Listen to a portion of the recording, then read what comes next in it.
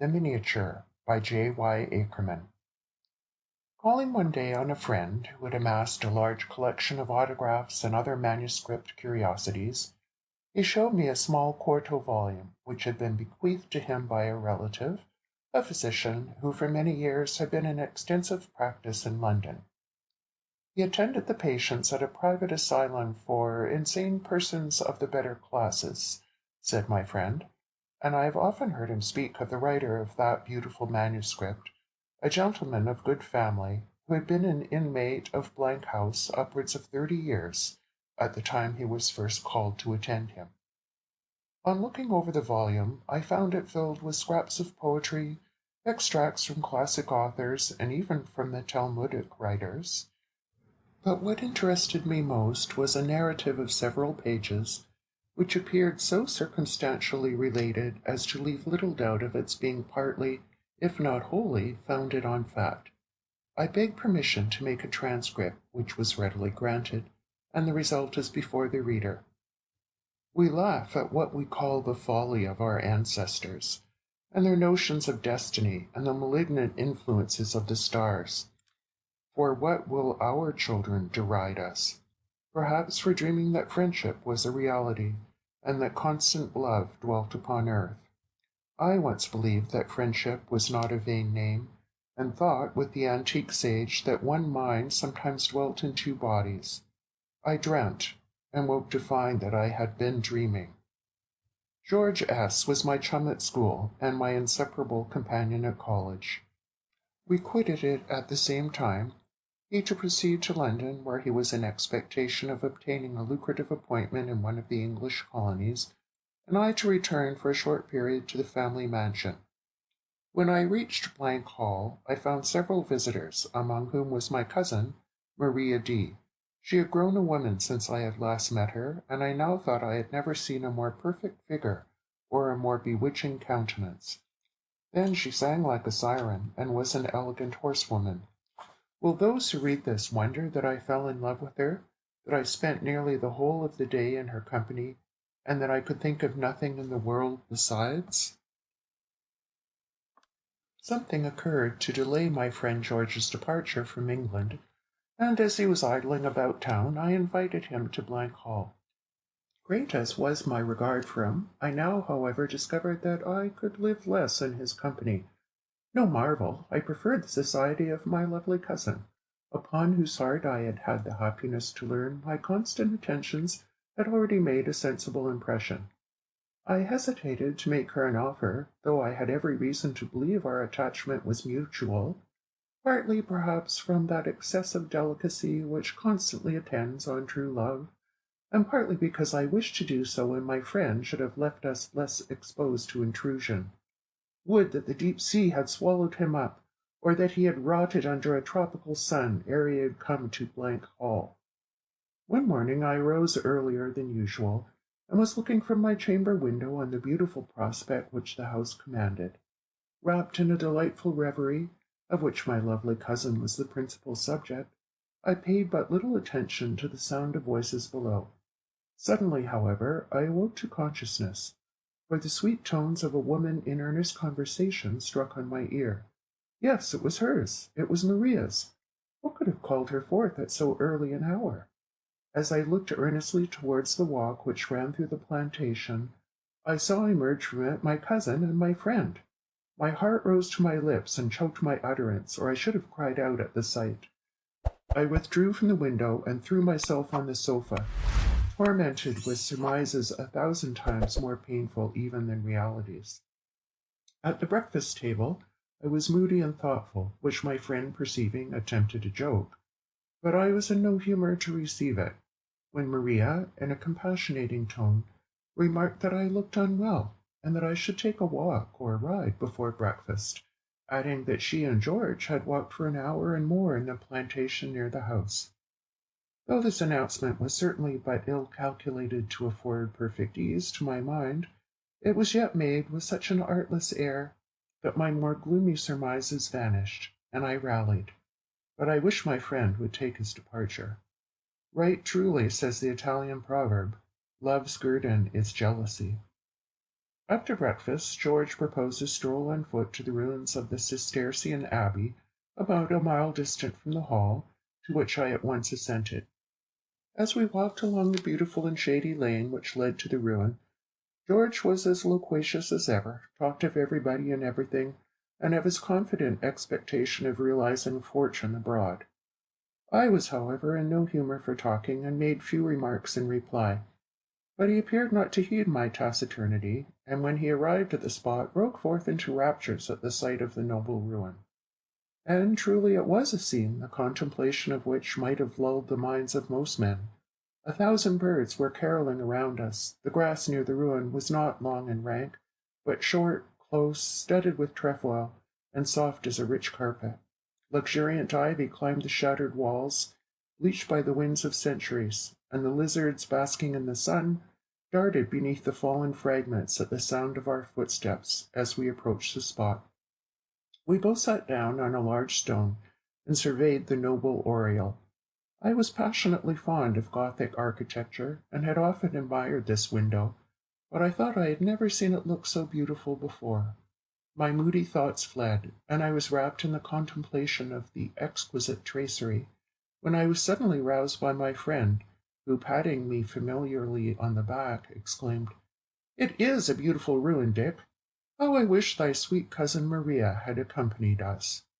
I was struck dumb by this declaration, but my look was sufficiently eloquent to be understood by him, and he did not fail to interpret it aright.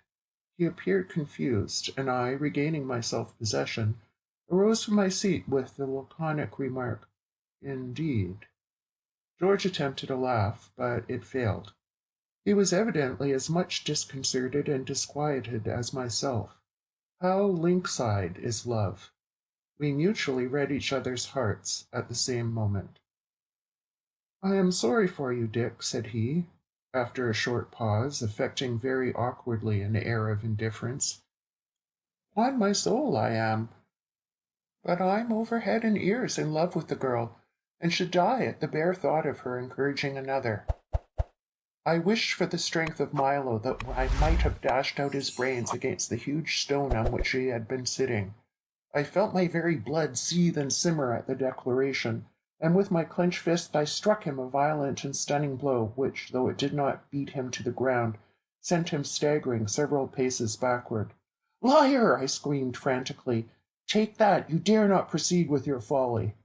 Recovering his feet, George laid his hand on his sword, which he half unsheathed, but as if conscious of there being no witness present, or wishing perhaps still further to convince me of the advantage he possessed, he did not draw. "Nay," said I, "out with your weapon, nothing less will do. I would rather lose my birthright than yield to thee one without whom life would be valueless." He smiled bitterly, wiped his bruised and bloody face, and slowly drew from his bosom a small miniature, encircled with diamonds, which he held before my eyes. One glance was sufficient. It was a portrait of Maria. It was that face which, sleeping or waking, has haunted me these 30 years past. "Villain!" I cried, clutching at the portrait with my left hand, while I snatched with my right hand my sword from its sheath. "You have stolen it!" With assumed coolness, which it was impossible he could feel, he smiled again, put the miniature in his bosom, and drew his sword. The next moment our weapons crossed with an angry clash, and were flashing in the morning sun. My adversary was a perfect master of his weapon, and he pressed upon me with a vigor which any attempt to retaliate would have rendered dangerous in one so much inferior to him in skill. Maddened as I was, I yet restrained myself and stood on my guard, my eyes fixed on his, and watching every glance. My desire to destroy him was intense. The fiend nerved my arm, and while he warned with the conflict, I became more cool and vigilant. At length he appeared to grow weary, and then I pressed upon him with the fixed determination of taking his life. But he rallied instantly, and in returning a thrust which I intended for his heart, and which he parried scarcely in time, his foot slipped, and he fell on one knee, the point of my sword entering the left breast by accident. It was not a deep wound, and perhaps he felt it not, for he attempted to master my sword with his left hand, while he shortened his own weapon, and thrust fiercely at my throat, making at the same time a spring to regain his feet. But his fate was sealed. As he rose, I dashed aside the thrust intended for me and sheathed my weapon in his left breast. I believe I must have pierced his heart, for he sank on his knees with a gasp, and the next moment fell heavily on his face, with his sword still clutched tightly in his hand. Wearied, and panting from the efforts of the violent struggle, I threw myself on the large stone which had so recently served us for a seat, and looked on the body of my adversary. He was dead. That fatal thrust had destroyed all rivalry, but at the price of murder, the murder of one who had been my friend from boyhood upwards. 1,000 conflicting emotions racked me as I beheld the piteous sight. Hatred was extinguished, and remorse succeeded. Yet I still thought of the audacity of him who had provoked such deadly resentment. Fear, too, fear of the consequences of this fatal encounter, in a solitary spot without witnesses, added to the intensity of my misery, and I groaned in anguish. What was to be done? Should I go and deliver myself up to justice, and declare the whole truth? Should I fly, and leave the body of my friend to tell the dismal tale? Or should I bury him secretly, and leave it to be supposed that he had been robbed and murdered? As each suggestion was canvassed and rejected, in my despair I even thought of dying by my own hand. "Ah, miserable wretch!" I exclaimed, "what hast thou done? To what dire necessity has a fair and false face driven thee? Yet I will look once more on those bewitching features which have brought me to this wretched pass." I stooped and turned the dead man on his back. His pallid face was writhen and distorted. His lips were bloody, and his eyes, which were wide open, seemed still to glare with hatred and defiance, as when he stood before me in the desperate struggle for life and death. I tore open his vest and discovered the wound that had killed him. It had collapsed, and looked no bigger than the puncture of a bodkin. But one little round crimson spot was visible. The hemorrhage was internal. There lay the miniature which, a few minutes before, had been held up exultingly to my frantic gaze. I seized and pressed it to my lips, forgetting in my transports how dearly I had purchased it. This delirium, however, soon subsided, and my next thoughts were of the dead body. I looked about me for some nook where I might deposit it. There was a chasm in the ground among the ruins a few yards off, where the vaulted roof of the crypt had fallen in. It was scarcely large enough to admit the corpse, but I raised it in my arms, bore it thither, and with some difficulty thrust it through the aperture. I heard it fall as if to some distance, with a dull, heavy sound, and casting in after it my adversary's hat and sword, I hurried from the spot like another Cain. At dinner, one glance from Maria, as I replied, in answer to her inquiry after George, that he was gone to make a call a few miles off. One glance, I say, thrilled through my very soul, and almost caused me to betray myself. All noticed my perturbed look, and complaining of violent headache, I withdrew from the table ere the meal was ended, and betook myself to my chamber.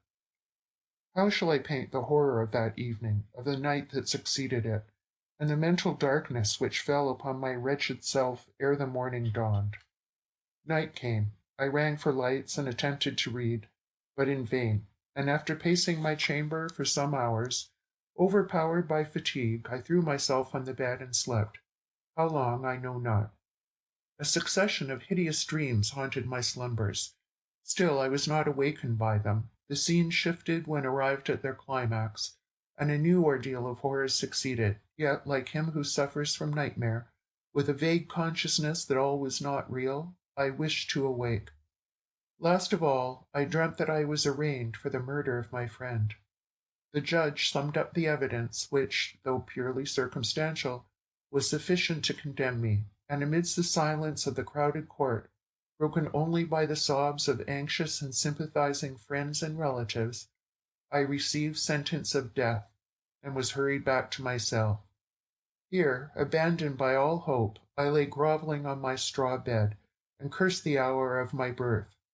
A figure entered, and in gentle accents which I thought I recognized, bade me arise, quit my prison house, and follow. The figure was that of a woman closely veiled. She led the way, and past the jailers, who seemed buried in profound sleep. We left the town, crossed the common, and entered a wood, when I threw myself at the feet of my deliverer and passionately besought her to unveil. She shook her head mournfully, bade me wait a while till she should return with a change of apparel, and departed. I cast myself down at the foot of an aged oak, drew from my bosom the portrait of Maria, and wrapped in the contemplation of those lovely features, I did not perceive the approach of a man, the ranger of the forest, who, recognizing my prison dress, darted upon me, exclaiming, "Villain, you have escaped from jail and stolen that miniature from the hall." I sprang to my feet, thrust the fatal portrait into my bosom, and would have fled, but he seized and closed with me. In the struggle which followed, we both fell, I undermost. At that moment I awoke. I was in reality struggling with someone, but whom I could not tell, for my candles had burnt out, and the chamber was in total darkness. A powerful bony hand grasped me tightly by the throat, while another was thrust into my bosom, as if in search of the miniature which I had placed there previous to lying down. With a desperate effort I disengaged myself and leapt from the bed, but I was again seized, and again my assailant attempted to reach my fatal prize. We struggled violently. At one time I seemed to be overpowering him, and for several moments there was a pause, during which I heard my own breathing, and felt my own heart throbbing violently. But he with whom I contended seemed to breathe not, nor to feel like a warm and living man. An indescribable tremor shook my frame. I attempted to cry out, but my throat was rigid and incapable of articulation. I made another effort to disengage myself from the grasp of my assailant, and in doing so drew him, as I found by the curtains, near to the window. Again the hand was thrust into my bosom, and again I repelled it. Panting with the violence of the struggle, while a cold sweat burst out at every pore, I disengaged my right hand, and determined to see whom I was contending with, I dashed aside the curtain.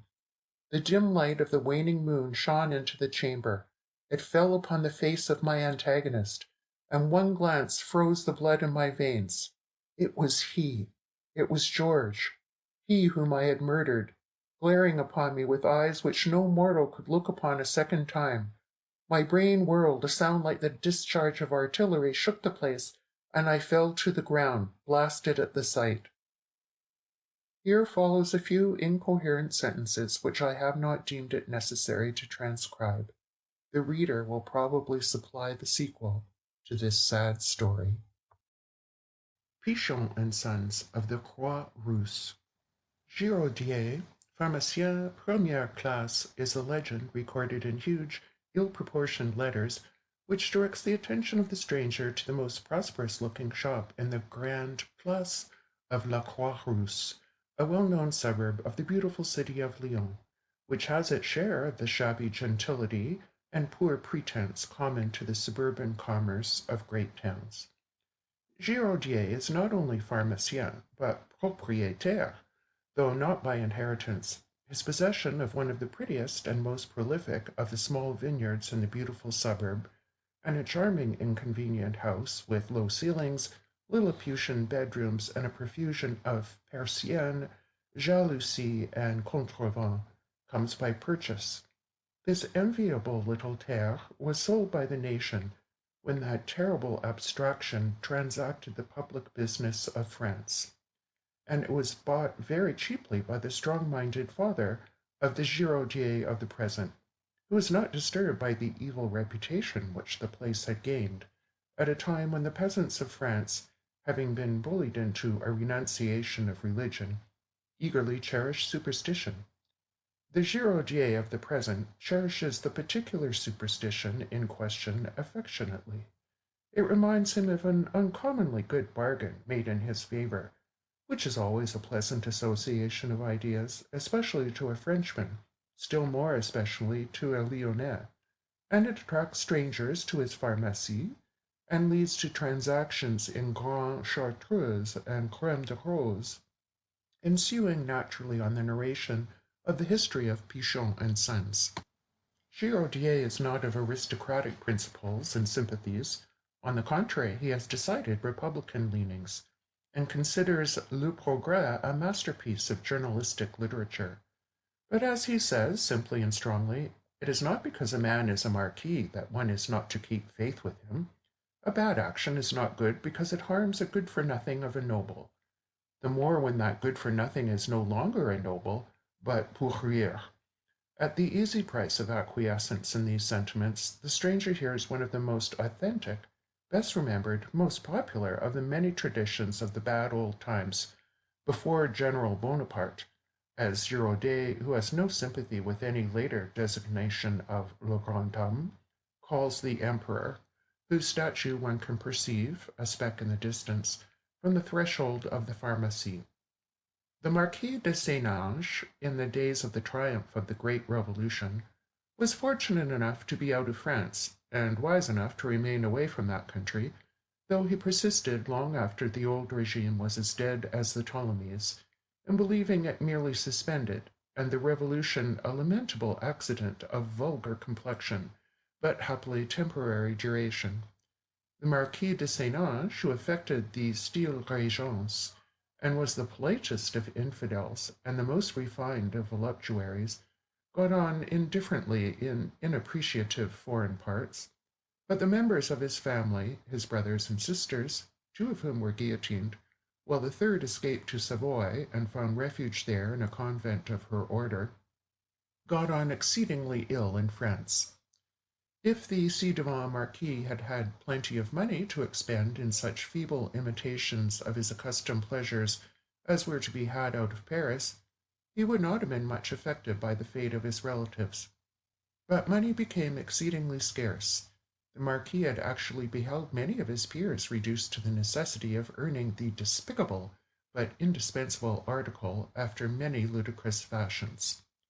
And the duration of this absurd upsetting of law, order, privilege, and property began to assume unexpected and very unpleasant proportions. The Château de Saint-Ange, with its surrounding lands, was confiscated to the nation during the third year of the emigration of the Marquis de Saint-Ange, and the greater part of the estate was purchased by a thrifty, industrious, and rich avocat named Prosper Alix, a widower with an only daughter. Prosper Alix enjoyed the esteem of the entire neighborhood. First, he was rich. Secondly, he was of a taciturn disposition and of a neutral tint in politics. He had done well under the old regime, and he was doing well under the new. Thank God, or the Supreme Being, or the First Cause, or the Goddess Reason herself, for all. He would have invoked Dagon, Moloch, or Kali quite as readily as the saints and the Madonna, who had gone so utterly out of fashion of late. Nobody was afraid to speak out before Prosper Alix. He was not a spy, and though a cold-hearted man, except in the instance of his only daughter, he never harmed anybody. Very likely it was because he was the last person in the vicinity whom anybody would have suspected of being applied to by the dispossessed family, that the son of the Marquis's brother, a young man of promise, of courage, of intellect, and of morals of decidedly a higher caliber than those actually and traditionally imputed to the family, sought the aid of the new possessor of the Château de Saint-Ange, which had changed its old title for that of the Maison Alix. The father of Monsieur Paul de Saint-Ange had perished in the September massacres. His mother had been guillotined at Lyons, and he, who had been saved by the interposition of a young comrade, whose father had, in the wonderful rotations of the wheel of fate, acquired authority in the place where he had once esteemed the notice of the nephew of the Marquis a crowning honor for his son, had passed through the common vicissitudes of that dreadful time, which would take a volume for their recital in each individual instance. Paul de Saint-Ange was a handsome young fellow, frank, high-spirited, and of a brisk and happy temperament, which, however, modified by the many misfortunes he had undergone, was not permanently changed. He had plenty of capacity for enjoyment in him still, and as his position was very isolated, and his mind had become enlightened on social and political matters to an extent in which the men of his family would have discovered utter degradation, and the women diabolical possession, he would not have been very unhappy if, under the new condition of things, he could have lived in his native country and gained an honest livelihood. But he could not do that. He was too thoroughly suspect, The antecedents of his family were too powerful against him.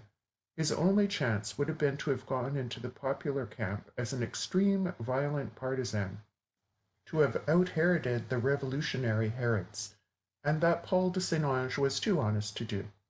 So he was reduced to being thankful that he had escaped with his life, and to watching for an opportunity of leaving France and gaining some country where the reign of liberty, fraternity, and equality was not quite so oppressive. The long-looked-for opportunity at length offered itself, and Paul de Saint-Ange was instructed by his uncle the Marquis that he must contrive to reach Marseilles, whence he should be transported to Spain, in which country the illustrious emigrant was then residing, by a certain named date. His uncle's communication arrived safely, and the plan proposed seemed a secure and eligible one. Only in two respects was it calculated to make Paul de Saint-Ange thoughtful. The first was, that his uncle should take any interest in the matter of his safety. The second, what could be the nature of a certain deposit, which the Marquis's letter directed him to procure, if possible, from the Château de Saint-Ange. The fact of this injunction explained, in some measure, the first of the two difficulties. It was plain that whatever were the contents of this packet, which he was to seek for, according to the indications marked on a ground plan drawn by his uncle and enclosed in the letter, the Marquis wanted them, and could not procure them except by the agency of his nephew.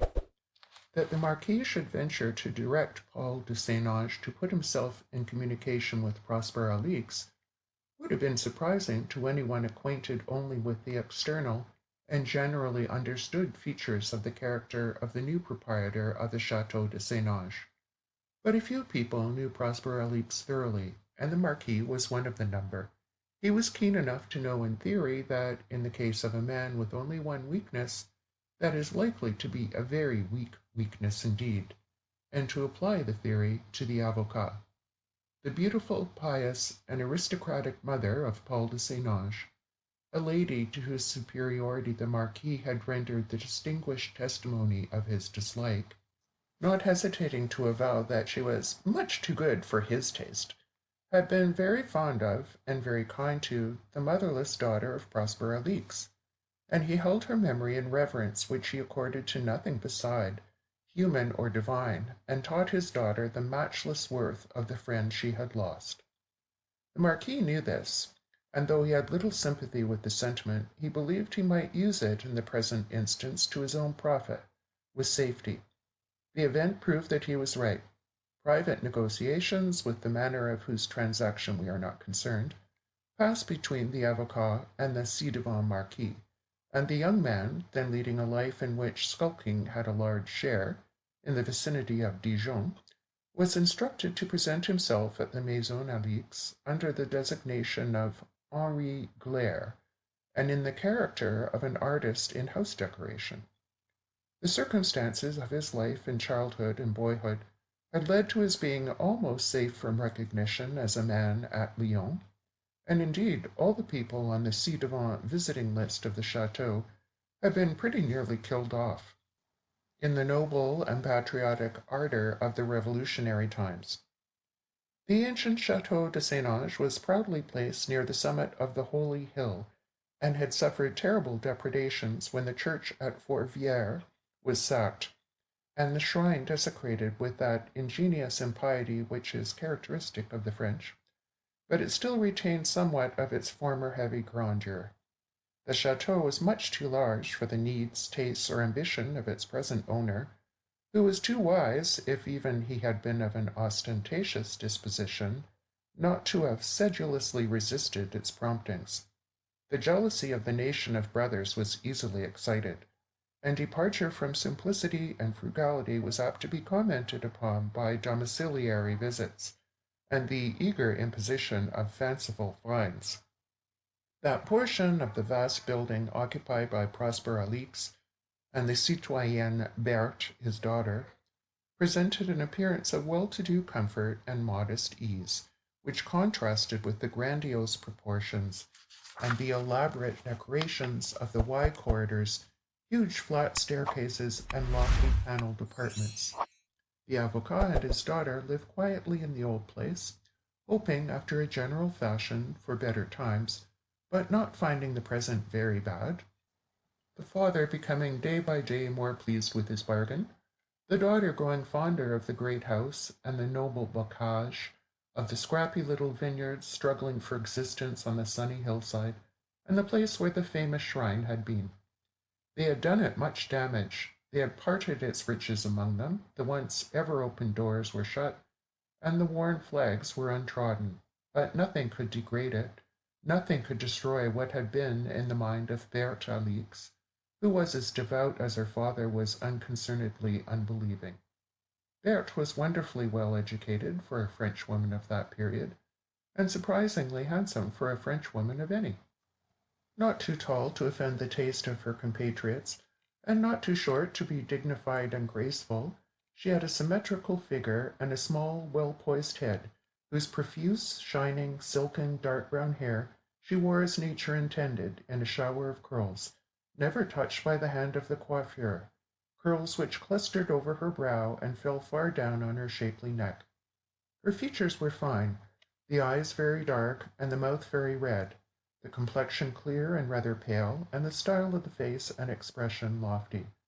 When Berthe Alix was a child, people were accustomed to say she was pretty and refined enough to belong to the aristocracy. Nobody would have dared to say so now. Prettiness and refinement, together with all the other virtues admitted to a place on the patriotic roll, having become national property. Berthe loved her father dearly. She was deeply impressed with the sense of her supreme importance to him, and fully comprehended that he would be influenced by and through her when all other persuasion or argument would be unavailing. When Prosper Alix wished and intended to do anything rather mean or selfish, he did it without letting Berthe know, and when he wished to leave undone something which he knew his daughter would decide ought to be done, he carefully concealed from her the existence of the dilemma. Nevertheless, this system did not prevent the father and daughter being very good and even confidential friends. Prosper Alix loved his daughter immeasurably, and respected her more than he respected anyone in the world. With regard to her persevering religiousness, when such things were not only out of fashion and date, but illegal as well, he was very tolerant. Of course, it was weak and an absurdity, but every woman, even his beautiful, incomparable Berthe, was weak and absurd on some point or other, and after all he had come to the conclusion that the safest weakness with which a woman can be afflicted is that romantic and ridiculous faiblesse called piety. So these two lived a happy life together, Berthe's share of it being very secluded, and were wonderfully little troubled by the turbulence with which society was making its tumultuous way to the virtuous serenity of republican perfection. The communication announcing the project of the ci-devant Marquis for the secure exportation of his nephew, and containing the skilful appeal before mentioned, grievously disturbed the tranquillity of Prosper, and was precisely one of those incidents which he would especially have liked to conceal from his daughter. But he could not do so. The appeal was too cleverly made, and utter indifference to it, utter neglect of the letter, which naturally suggested itself as the easiest means of getting rid of a difficulty, would have involved an act of direct and uncompromising dishonesty to which Prosper, though of sufficiently elastic conscience within the limit of professional gains, could not contemplate. The Château de Saint-Ange was indeed his own lawful property, his without prejudice to the former owners, dispossessed by no act of his. But the ci-devant Marquis, confiding in him to an extent which was quite astonishing, except on the pis-aller theory which is so unflattering as to be seldom accepted, announced to him the existence of a certain packet hidden in the chateau, acknowledging its value and urging the need of its safe transmission. This was not his property. He heartily wished he had never learned its existence, but wishing that was clearly of no use. Then he wished the nephew of the ci-devant might come soon and take himself and the hidden wealth away with all possible speed. This latter was a more realizable desire, and Prosper settled his mind with it, communicated the interesting but decidedly dangerous secret to Berthe, received her warm sanction, and transmitted to the Marquis by the appointed means an assurance that his wishes should be punctually carried out. The absence of an interdiction of his visit before a certain date was to be the signal to M. Paul de St. Ange that he was to proceed to act upon his uncle's instructions. He waited the proper time, the reassuring silence was maintained unbroken, and he ultimately set forth on his journey and accomplished it in safety. Preparations had been made at the Maison Alix for the reception of Monsieur Glaire, and his supposed occupation had been announced.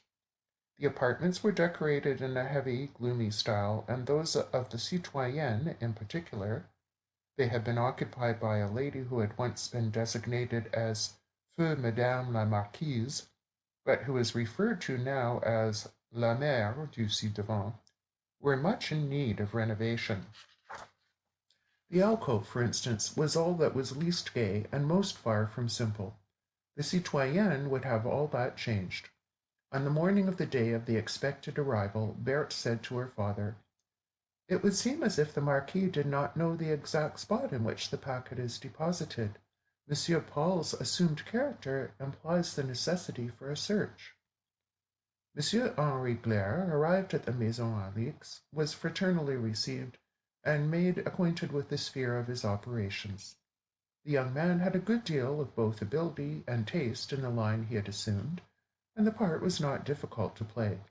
Some days were judiciously allowed to pass before the real object of the masquerade was pursued, and during that time cordial relations established themselves between the avocat and his guest. The young man was handsome, elegant, engaging, with all the external advantages, and devoid of the vices, errors, and hopelessly infatuated unscrupulousness of his class. He had naturally quick intelligence, and some real knowledge and comprehension of life had been knocked into him by the hard-hitting blows of fate.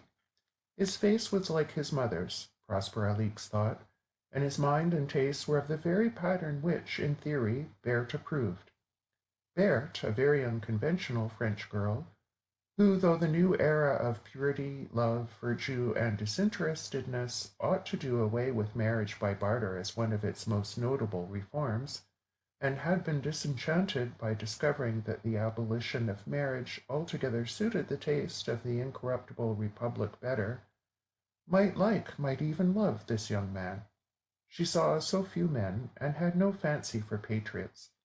She would certainly be obstinate about it if she did chance to love him. This would be a nice state of affairs. This would be a pleasant consequence of the confiding request of the ci-devant. Prosper wished with all his heart for the arrival of the concerted signal, which should tell Henri Glaire that he might fulfill the purpose of his sojourn at the Maison Alix, and set forth for Marseille.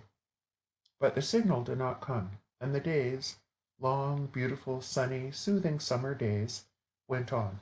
The painting of the panels of the citoyenne's apartment, which she vacated for that purpose, progressed slowly, and M. Paul de St. Ange, guided by the ground plan and aided by Berthe, had discovered the spot in which the jewels of price, almost the last remnants of the princely wealth of the St. Ange, had been hidden by the femme de chambre, who had perished with her mistress, having confided a general statement of the fact to a priest for transmission to the Marquis.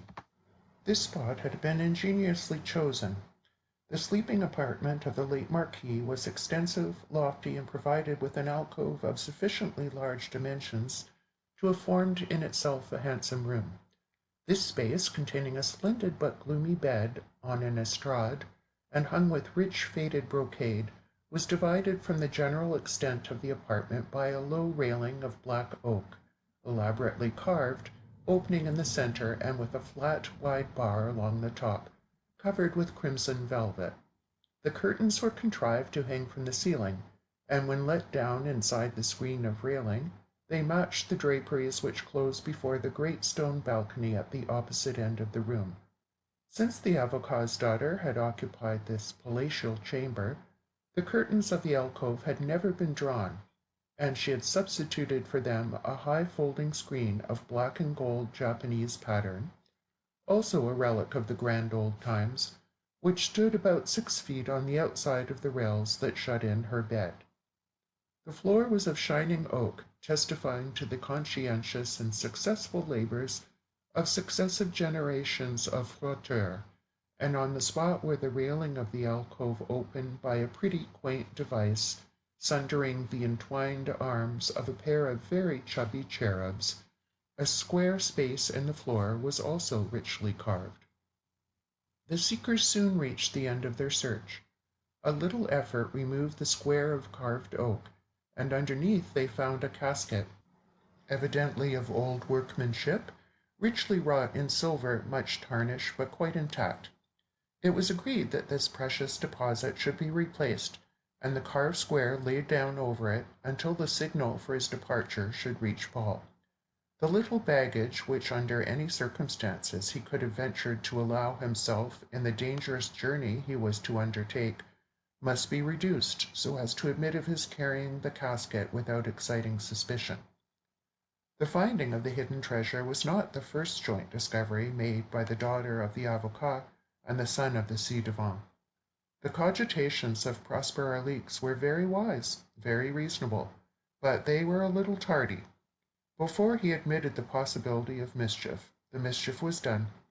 Each had found out that the love of the other was indispensable to the happiness of life, and they had exchanged confidences, assurances, protestations, and promises as freely, as fervently, and as hopefully as if no such thing as a republic, one and indivisible, with a keen scent and an unappeasable thirst for the blood of aristocrats, existed. They forgot all about liberty, fraternity, and equality, these egotistical, narrow-minded young people. They also forgot the characteristic alternative to those unparalleled blessings, death. But Prosper Alix did not forget any of these things, and his consternation, his prevision of suffering for his beloved daughter, were terrible when she told him with a simple, noble frankness which the grande dame of the dead and gone time of great ladies had rarely had a chance of exhibiting, that she loved Monsieur Paul de St-Ange, and intended to marry him when the better time should come. Perhaps she meant when that alternative of death should be struck off the sacred formula. Of course, she meant to marry him with the sanction of her father, which she made no doubt she should receive. Prosper Alix was in pitiable perplexity. He could not bear to terrify his daughter by a full explanation of the danger she was incurring. He could not bear to delude her with false hope. If this young man could be got away at once safely, there was not much likelihood that he would ever be able to return to France. Would Berthe pine for him, or would she forget him, and make a rational, sensible, rich, republican marriage, which would not imperil either her reputation for pure patriotism or her father's? The latter would be the very best thing that could possibly happen, and therefore it was decidedly unwise to calculate upon it. But, after all, it was possible, and Prosper had not the courage in such a strait to resist the hopeful promptings of a possibility. How ardently he regretted that he had complied with the prayer of the ci-devant. When would the signal from Monsieur Paul's departure come? Prosper Alix had made many sacrifices, had exercised much self-control for his daughter's sake, but he had never sustained a more severe trial than this, never suffered more than he did now, under the strong necessity for hiding from her his absolute conviction of the impossibility of a happy result for this attachment, in that future to which the lovers looked so fearlessly. He could not even make his anxiety and apprehension known to Paul de St-Ange, for he did not believe the young man had sufficient strength of will to conceal anything so important from the keen and determined observation of Berthe. The expected signal was not given, and the lovers were incautious. The seclusion of the Maison Alix had all the danger, as well as all the delight, of solitude, and Paul dropped his disguise too much and too often. The servants, few in number, were of the truest patriotic principles, and to some of them the denunciation of the citoyen whom they condescended to serve, because the sacred revolution had not yet made them as rich as he, would have been a delightful duty, a sweet-smelling sacrifice to be laid on the altar of the country.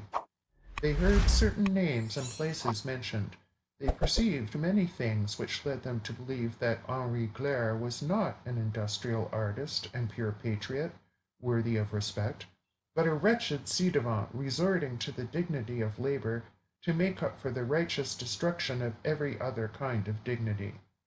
One day a gardener, of less stoical virtue than his fellows, gave Prosper Alix a warning that the presence of a ci-devant upon his premises was suspected, and that he might be certain a domiciliary visit, attended with dangerous results to himself, would soon take place. Of course the avocat did not commit himself by any avowal to this lukewarm patriot, but he casually mentioned that Henri Glaire was about to take his leave.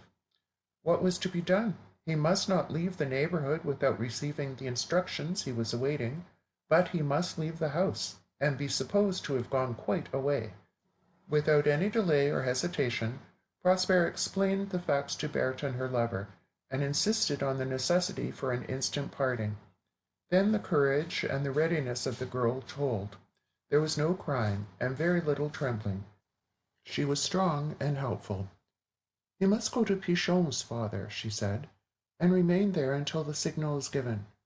Pichon is a master mason, Paul," she continued, turning to her lover, "and his wife was my nurse.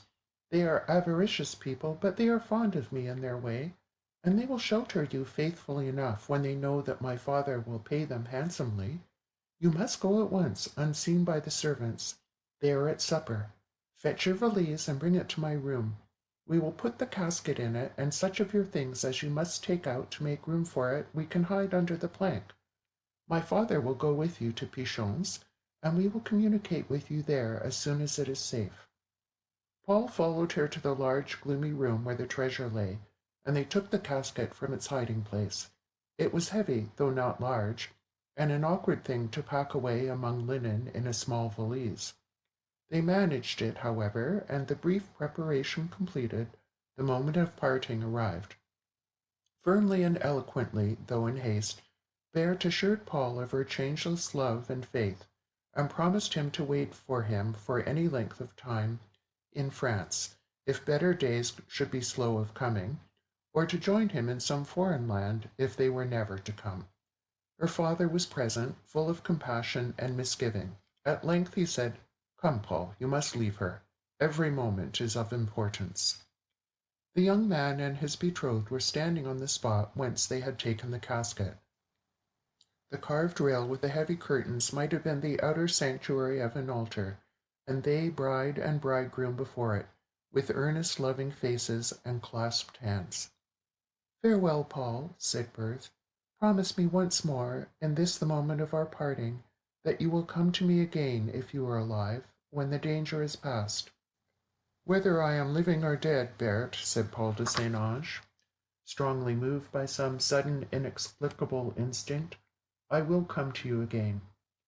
In a few more minutes Prosper Alix and his guest, who carried, not without difficulty, the small but heavy leather valise, had disappeared in the distance, and Berthe was on her knees before the prie-dieu of the ci-devant marquise, her face turned towards the holy hill of Fourvière. Pichon, maître, and his sons, garçon maçon, were well-to-do people, rather morose, exceedingly avaricious, and of taciturn dispositions, but they were not ill spoken of by their neighbours. They had amassed a good deal of money in their time, and were just then engaged on a very lucrative job. This was the construction of several of the steep descents by means of stairs, straight and winding, cut in the face of the coteau, by which pedestrians were enabled to descend into the town. Pichon père was a propriétaire as well.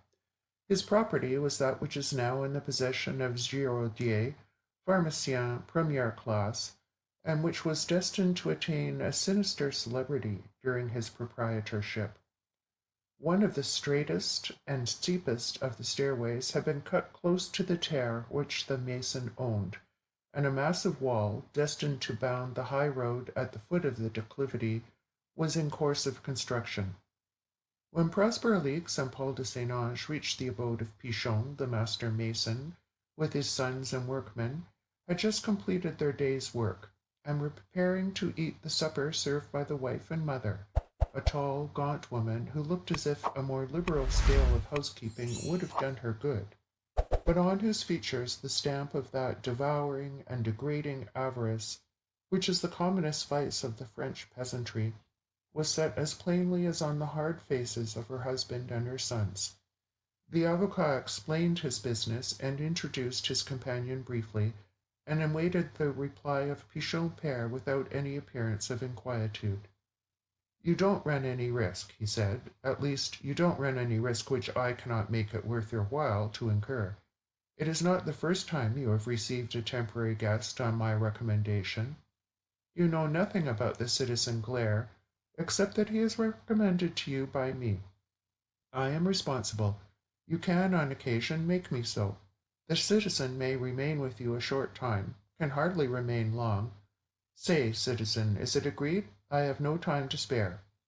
It was agreed, and Prosper Alix departed, leaving Monsieur Paul de St. Ange convinced that the right, indeed the only thing, had been done, and yet much troubled and depressed. Pichon père was a short, squat, powerfully built man, verging on 60, whose thick, dark, grizzled hair, sturdy limbs, and hard hands on which the muscles showed like cords, spoke of endurance and strength. He was indeed noted in the neighborhood for those qualities. His sons resembled him slightly, and each other closely, as was natural, for they were twins. They were heavy, lumpish fellows, and they made but an ungracious return to the attempted civilities of the stranger, to whom the offer of their mother to show him his room was a decided relief. As he rose to follow the woman, Paul de St. Ange lifted his small valise with difficulty from the floor, on which he had placed it on entering the house, and carried it out of the room in both his arms. The brothers followed these movements with curiosity, and when the door closed behind their mother and the stranger, their eyes met. 24 hours had passed away, and nothing new had occurred at the Maison Alix. The servants had not expressed any curiosity respecting the departure of the citizen Glaire. No domiciliary visit had taken place, and Berthe and her father were discussing the propriety of Prosper's venturing, on the pretext of an excursion in another direction, a visit to the isolated and quiet dwelling of the master mason. No signal had yet arrived. It was agreed that after the lapse of another day, if their tranquillity remained undisturbed, Prosper Alix should visit Paul de St. Ange. Berthe, who was silent and preoccupied, retired to her own room early, and her father, who was uneasy and apprehensive, desperately anxious for the promised communication from the Marquis, was relieved by her absence. The moon was high in the dark sky, and her beams were flung across the polished oak floor of Berthe's bedroom, through the great window with the stone balcony, when the girl, who had gone to sleep with her lover's name upon her lips in prayer, awoke with a sudden start and sat up in her bed. An unbearable dread was upon her, and yet she was unable to utter a cry. She was unable to make another movement. Had she heard a voice? No, no one had spoken, nor did she fancy that she heard any sound. But within her, somewhere inside her heaving bosom, something said, "Berthe." And she listened and knew what it was. And it spoke and said, "I promised you that, living or dead, I would come to you again. And I have come to you, but not living." She was quite awake. Even in the agony of her fear, she looked around, and tried to move her hands, to feel her dress and the bedclothes, and to fix her eyes on some familiar object that she might satisfy herself, before this racing and beating, this whirling and yet icy chilliness of her blood should kill her outright, that she was really awake. "I have come to you, but not living." What an awful thing that voice speaking within her was! She tried to raise her head and to look towards the place where the moonbeams marked bright lines upon the polished floor, which lost themselves at the foot of the Japanese screen. She forced herself to this effort and lifted her eyes, wild and haggard with fear, and there, the moonbeams at his feet, the tall black screen behind him, she saw Paul de St. Ange. She saw him. She looked at him quite steadily. She rose slowly with a mechanical movement, and stood upright beside her bed, clasping her forehead with her hands and gazing at him. He stood motionless, in the dress he had worn when he took leave of her, the light-colored riding coat of the period, with a short cape, and a large white cravat tucked into the double breast. The white muslin was flecked, and the front of the riding coat was deeply stained with blood. He looked at her, and she took a step forward, another. Then, with a desperate effort, she dashed open the railing and flung herself on her knees before him, with her arms outstretched as if to clasp him. But he was no longer there. The moonbeams fell clear and cold upon the polished floor, and lost themselves where Berthe lay, at the foot of the screen, her head upon the ground, and every sign of life gone from her. "Where is the citizen Claire?" asked Prosper Alix of the citoyenne Pichon, entering the house of the master mason abruptly, with a stern and threatening countenance. "I have a message for him. I must see him." "I know nothing about him," replied the citoyenne, without turning in his direction or relaxing her culinary labors. "He went away from here the next morning, and I did not trouble myself to ask where. That is his affair."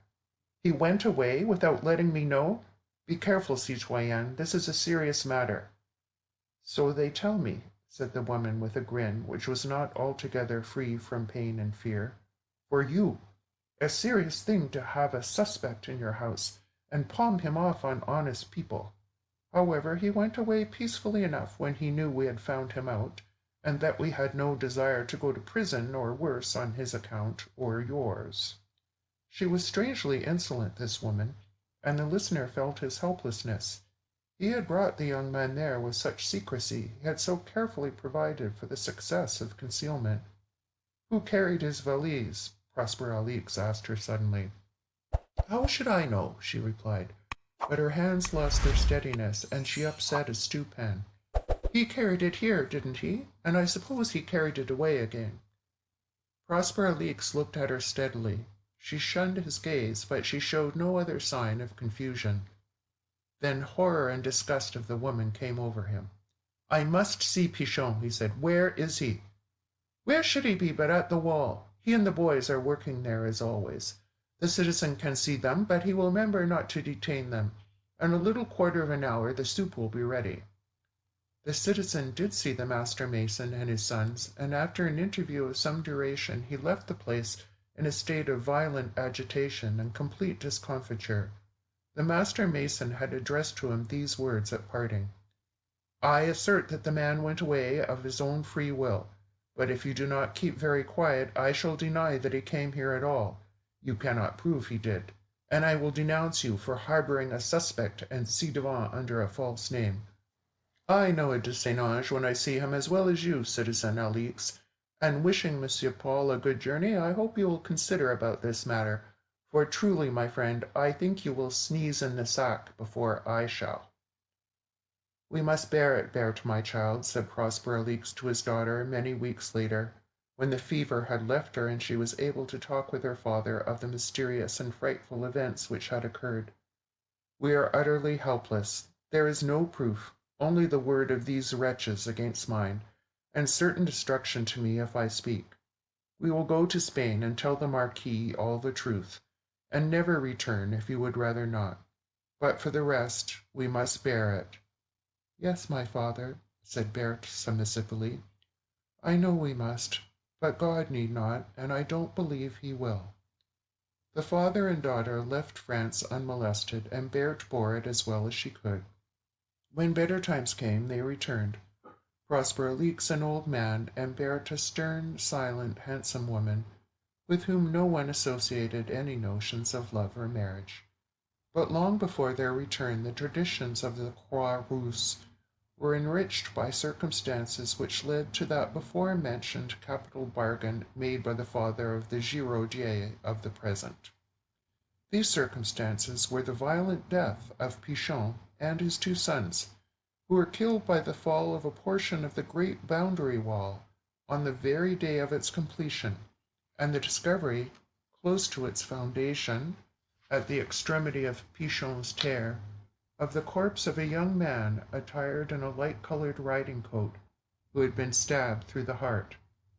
Berthe Alix lived alone in the Château de Saint-Ange, under its restored name, until she was a very old woman. She lived long enough to see the golden figure on the summit of the holy hill, long enough to forget the bad old times, but not long enough to forget or cease to mourn the lover who had kept his promise and come back to her, the lover who rested in the earth which once covered the bones of the martyrs, and who kept a place for her by his side. She has filled that place for many years. You may see it when you look down from the second gallery of the bell tower at Fourvière, following the bend of the outstretched golden arm of Notre Dame. The chateau was pulled down some years ago, and there is no trace of its former existence among the vines. Good times and bad times, and again good times have come for the Croix-Rousse, for Lyon, and for France since then. But the remembrance of the treachery of Pichon and Sons, and of the retribution which at once exposed and punished their crime, outlives all changes. And once every year, on a certain summer night, 3 ghostly figures are seen, by any who have courage and patience to watch for them, gliding along by the foot of the boundary wall, 2 of them carrying a dangling corpse, and the other implements for mason's work and a small leather valise. Giraudier, pharmacien, has never seen these ghostly figures, but he describes them with much minuteness, and only the esprit fort of the Croix-Rousse deny that the ghosts of Pichon and Sons are not yet laid. The Truth, the Whole Truth, and Nothing But the Truth, by Rhoda Broughton. Mrs. De Wint to Mrs. Montresor, 18 Eccleston Square, May 5th. My dearest Cecilia, talk of the friendships of Orestes and Pylades, of Julie and Claire. What are they to ours? Did Pylades ever go ventre à terre, half over London on a day more broiling than any but an âme damnée could even imagine, in order that Orestes might be comfortably housed for the season? Did Claire ever hold sweet converse with from 50 to 100 house agents, in order that Julie might have 3 windows to her drawing-room and a pretty portière? You see, I am determined not to be done out of my full need of gratitude. Well, my friend, I had no idea till yesterday how closely we were packed in this great smoky beehive, as tightly as herrings in a barrel. Don't be frightened, however. By dint of squeezing and crowding, we have managed to make room for 2 more herrings in our barrel, and those 2 are yourself and your other self, i.e., your husband. Let me begin at the beginning. After having looked over, I verily believe, every undesirable residence in West London, after having seen nothing intermediate between what was suited to the means of a duke and what was suited to the needs of a chimney-sweep, after having felt bed-ticking and explored kitchen ranges till my brain reeled under my accumulated experience, I arrived at about 5:30 yesterday afternoon at 32 Street, Mayfair. Failure number 253, I don't doubt, I said to myself as I toiled up the steps, with my soul athirst for afternoon tea, and feeling as ill-tempered as you please. So much for my spirit of prophecy. Fate, I have noticed, is often fond of contradicting us flat, and giving the lie to our little predictions. Once inside, I thought I had got into a small compartment of heaven by mistake. Fresh as a daisy, clean as a cherry, bright as a seraph's face, it is all these and 100 more, only that my limited stock of similes is exhausted. 2 drawing-rooms as pretty as ever woman crammed with people she did not care 2 straws about, white curtains with rose-colored ones underneath, festooned in the sweetest way, marvelously, immorally becoming, my dear, as I ascertained entirely for your benefit in the mirrors, of which there are about 12.5. Persian mats, easy chairs, and lounges suited to every possible physical conformation, from the Apollo Belvedere to Miss Biffin, and 1,000 of the important little trivialities that make up the sum of a woman's life. Ormolu garden gates, handleless cups, naked boys and décolleté shepherdesses, not to speak of a family of china pugs with blue ribbons around their necks, which ought of themselves to have added 50 pounds a year to the rent. Apropos, I asked in fear and trembling what the rent might be. £300 a year. A feather would have knocked me down. I could hardly believe my ears, and made the woman repeat it several times, that there might be no mistake. To this hour it is a mystery to me. With that suspiciousness which is so characteristic of you, you will immediately begin to hint that there must be some terrible, unaccountable smell, or some odious, inexplicable noise haunting the reception rooms. Nothing of the kind, the woman assured me, and she did not look as if she were telling stories. You will next suggest, remembering the rose-colored curtains, that its last occupant was a member of the demi-monde. Wrong again. Its last occupant was an elderly and unexceptionable Indian officer, without a liver and with a most lawful wife. They did not stay long, it is true, but then, as the housekeeper told me, he was a deplorable old hypochondriac, who never could bear to stay a fortnight in any one place. So lay aside that skepticism which is your besetting sin, and give unfeigned thanks to Saint Brigitta, or Saint Gwengulfa, or Saint Catherine of Siena, or whoever is your tutelar saint, for having provided you with a palace at the cost of a hovel, and for having sent you such an invaluable friend as your attached Elizabeth de Wint.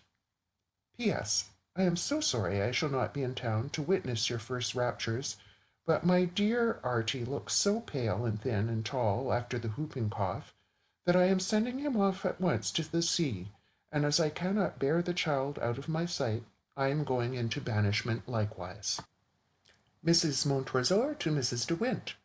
32 Street, Mayfair, May 14th. Dearest Bessie, why did not dear little Artie defer his whooping cough convalescence, etc., till August? It is very odd to me the perverse way in which children always fix upon the most inconvenient times and seasons for their diseases. Here we are installed in our paradise, and have searched high and low, in every hole and corner, for the serpent, without succeeding in catching a glimpse of his spotted tail. Most things in this world are disappointing, but 32 Street, Mayfair, is not. The mystery of the rent is still a mystery. I have been for my first ride in the Row this morning. My horse was a little fidgety. I am half afraid that my nerve is not what it was. I saw heaps of people I knew. Do you recollect Florence Watson? What a wealth of red hair she had last year. Well, that same wealth is black as the raven's wings this year. I wonder how people can make such walking impositions of themselves, don't you? Adela comes to us next week. I am so glad. It is dull driving by oneself of an afternoon, and I always think that one young woman alone in a brougham, or with only a dog beside her, does not look good. We sent round our cards a fortnight before we came up, and have been already deluged with callers. Considering that we have been 2 years exiled from civilized life, and that London memories are not generally of the longest, we shall do pretty well, I think. Ralph Gordon came to see me on Sunday. He is in the Hussars now. He has grown up such a dear fellow, and so good-looking. Just my style, large and fair, and whiskerless. Most men nowadays make themselves as like monkeys or Scotch terriers as they possibly can. I intend to be quite a mother to him. Dresses are gored to as indecent an extent as ever. Short skirts are rampant. I am so sorry. I hate them. They make tall women look lank, and short ones insignificant. A knock. Peace is a word that might as well be expunged from one's London dictionary. Yours affectionately, Cecilia Montresor. Mrs. de Wint to Mrs. Montresor. The Lord Warden, Dover, May 18th. Dearest Cecilia, you will perceive that I am about to devote only one small sheet of notepaper to you. This is from no dearth of time, heaven knows. Time is a drug in the market here, but from a total dearth of ideas. Any ideas that I ever have come to me from without, from external objects. I am not clever enough to generate any within. My life here is not an eminently suggestive one. It is spent in digging with a wooden spade and eating prawns. Those are my employments, at least. My relaxation is going down to the pier to see the Calais boat come in. When one is miserable oneself, it is decidedly consolatory to see someone more miserable still, and wretched and bored and reluctant vegetable as I am not seasick. I always feel my spirits rise after having seen that peevish, draggled procession of blue, green, and yellow fellow Christians file past me. There is a wind here, always, in comparison of which the wind that behaved so violently to the corners of Job's house was a mere zephyr. There are heights to climb which require more daring perseverance than ever Wolfe displayed with his paltry heights of Abraham. There are glaring white houses, glaring white roads, glaring white cliffs. If anyone knew how unpatriotically I detest the chalk cliffs of Albion. Having grumbled through my 2 little pages, I've actually been reduced to writing very large in order to fill even them. I will send off my dreary little B.A. How I wish I could get into the envelope myself, too, and whirl up with it to dear, beautiful, filthy London. Not more heavily could Madame de Staël have sighed for Paris from among the shades of Coppet. Your disconsolate Bessie. Mrs. Montresor to Mrs. de Wint, 32 Street, Mayfair, May 27th. Oh, my dearest Bessie, how I wish we were out of this dreadful, dreadful house. Please don't think me very ungrateful for saying this, after your taking such pains to provide us with a heaven on earth, as you thought. What has happened could, of course, have been neither foretold nor guarded against by any human being. About 10 days ago, Benson, my maid, came to me with a very long face and said, "If you please, did you know that this house was haunted?" I was so startled, you know what a coward I am. I said, "Good heavens, no! Is it?" "Well, I'm pretty nigh sure it is," she said, and the expression of her countenance was about as lively as an undertaker's. And then she told me that cook had been that morning to order in groceries from a shop in the neighborhood, and on her giving the man the direction where to send the things to, he had said with a very peculiar smile, "No, 32 Street, eh? I wonder how long you'll stand it. Last lot held out just a fortnight." He looked so odd that she asked him what he meant, but he only said, "Oh, nothing, only that parties never did stay long at 32. He had known parties go in one day and out the next, and during the last 4 years he had never known any remain over the month." Feeling a good deal alarmed by this information, she naturally inquired the reason, but he declined to give it, saying that if she had not found it out for herself, she had much better leave it alone, as it would only frighten her out of her wits, and on her insisting and urging him, she could only extract from him that the house had such a villainously bad name that the owners were glad to let it for a mere song. You know how firmly I believe in apparitions, and what an unutterable fear I have of them. Anything material, tangible that I can lay hold of, anything of the same fibre, blood, and bone as myself, I could, I think, confront bravely enough. But the mere thought of being brought face to face with the bodiless dead makes my brain unsteady. The moment Henry came in, I ran to him and told him, but he pooh-poohed the whole story, laughed at me, and asked whether we should turn out of the prettiest house in London at the very height of the season because a grocer said it had a bad name.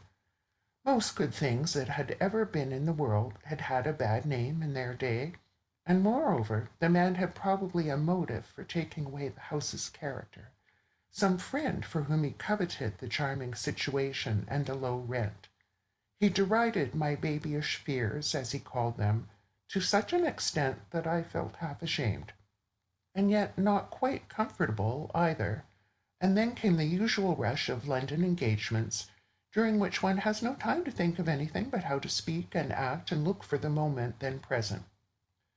Adela was to arrive yesterday, and in the morning our weekly hamper of flowers, fruit, and vegetables arrived from home. I always dress the flower vases myself. Servants are so tasteless. And as I was arranging them, it occurred to me, you know Adela's passion for flowers, to carry up one particular cornucopia of roses and mignonette, and set it on her toilet table as a pleasant surprise for her.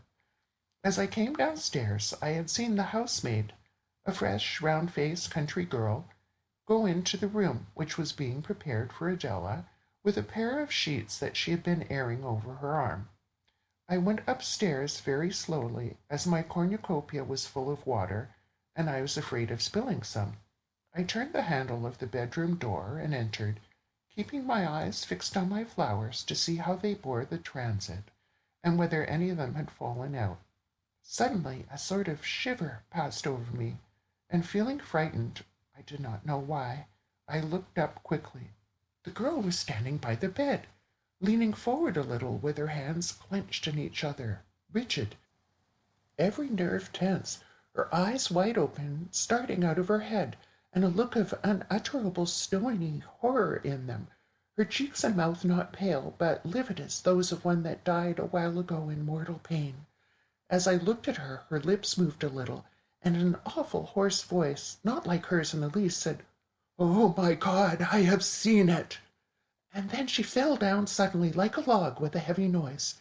Hearing the noise, loudly audible all through the thin walls and floors of a London house, Benson came running in, and between us we managed to lift her on to the bed, and tried to bring her to herself by rubbing her feet and hands, and holding strong salts to her nostrils. And all the while we kept glancing over our shoulders in a vague, cold terror of seeing some awful shapeless apparition. 2 long hours she lay in a state of utter unconsciousness.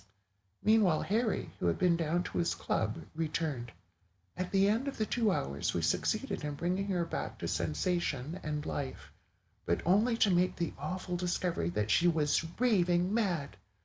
She became so violent that it required all the combined strength of Harry and Phillips, our butler, to hold her down in the bed. Of course we sent off instantly for a doctor, who, on her growing a little calmer towards evening, removed her in a cab to his own house. He has just been here to tell us that she is now pretty quiet, not from any return to sanity, but from sheer exhaustion. We are, of course, utterly in the dark as to what she saw, and her ravings are far too disconnected and unintelligible to afford us the slightest clue. I feel so completely shattered and upset by this awful occurrence that you will excuse me, my dear, I'm sure, if I write incoherently. One thing I need hardly tell you, and that is that no earthly consideration would induce me to allow Adela to occupy that terrible room. I shudder and run by quickly as I pass the door. Yours in great agitation, Cecilia. Mrs. De Wint to Mrs. Montresor. The Lord Warden, Dover, May 28th. Dearest Cecilia, yours has just come. How very dreadful! But I am still unconvinced as to the house being in fault. You know I feel a sort of godmother to it, and responsible for its good behavior. Don't you think that what the girl had might have been a fit? Why not? I myself have a cousin who is subject to seizures of the kind, and immediately on being attacked his whole body becomes rigid, his eyes glassy and staring, his complexion livid, exactly as in the case you describe. Or, if not a fit, are you sure that she has not been subject to fits of madness? Please be sure and ascertain whether there is not insanity in her family. It is so common nowadays, and so much on the increase, that nothing is more likely. You know my utter disbelief in ghosts. I am convinced that most of them, if run to earth, would turn out about as genuine as the famed Cock Lane one. But even allowing the possibility, nay, the actual unquestioned existence of ghosts in the abstract, is it likely that there should be anything to be seen so horribly fear-inspiring as to send a perfectly sane person in one instant raving mad, which you, after 3 weeks' residence in the house, have never caught a glimpse of? According to your hypothesis, your whole household ought by this time to be stark, staring mad. Let me implore you not to give way to a panic which may possibly, probably, prove utterly groundless. Oh, how I wish I were with you to make you listen to reason. Archie ought to be the best prop ever woman's old age was furnished with, to indemnify me for all he and his whooping cough have made me suffer. Write immediately, please, and tell me how the poor patient progresses. Oh, had I the wings of a dove! I shall be on wires till I hear again. Yours, Bessie. Mrs. Montresor to Mrs. De Wint, No. 5, Bolton Street, Piccadilly, June 12th. Dearest Bessie, you will see that we have left that terrible, hateful, fatal house. How I wish we had escaped from it sooner. Oh, my dear Bessie, I shall never be the same woman again if I live to be 100. Let me try to be coherent, and to tell you connectedly what has happened. And first, as to the housemaid, she has been removed to a lunatic asylum, where she remains in much the same state.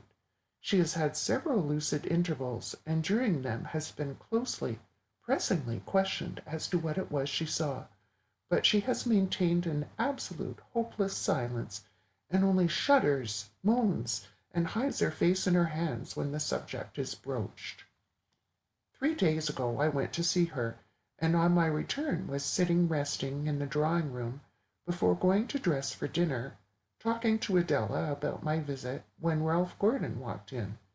He has always been walking in the last 10 days, and Adela has always flushed up and looked happy, poor little cat, whenever he made his appearance.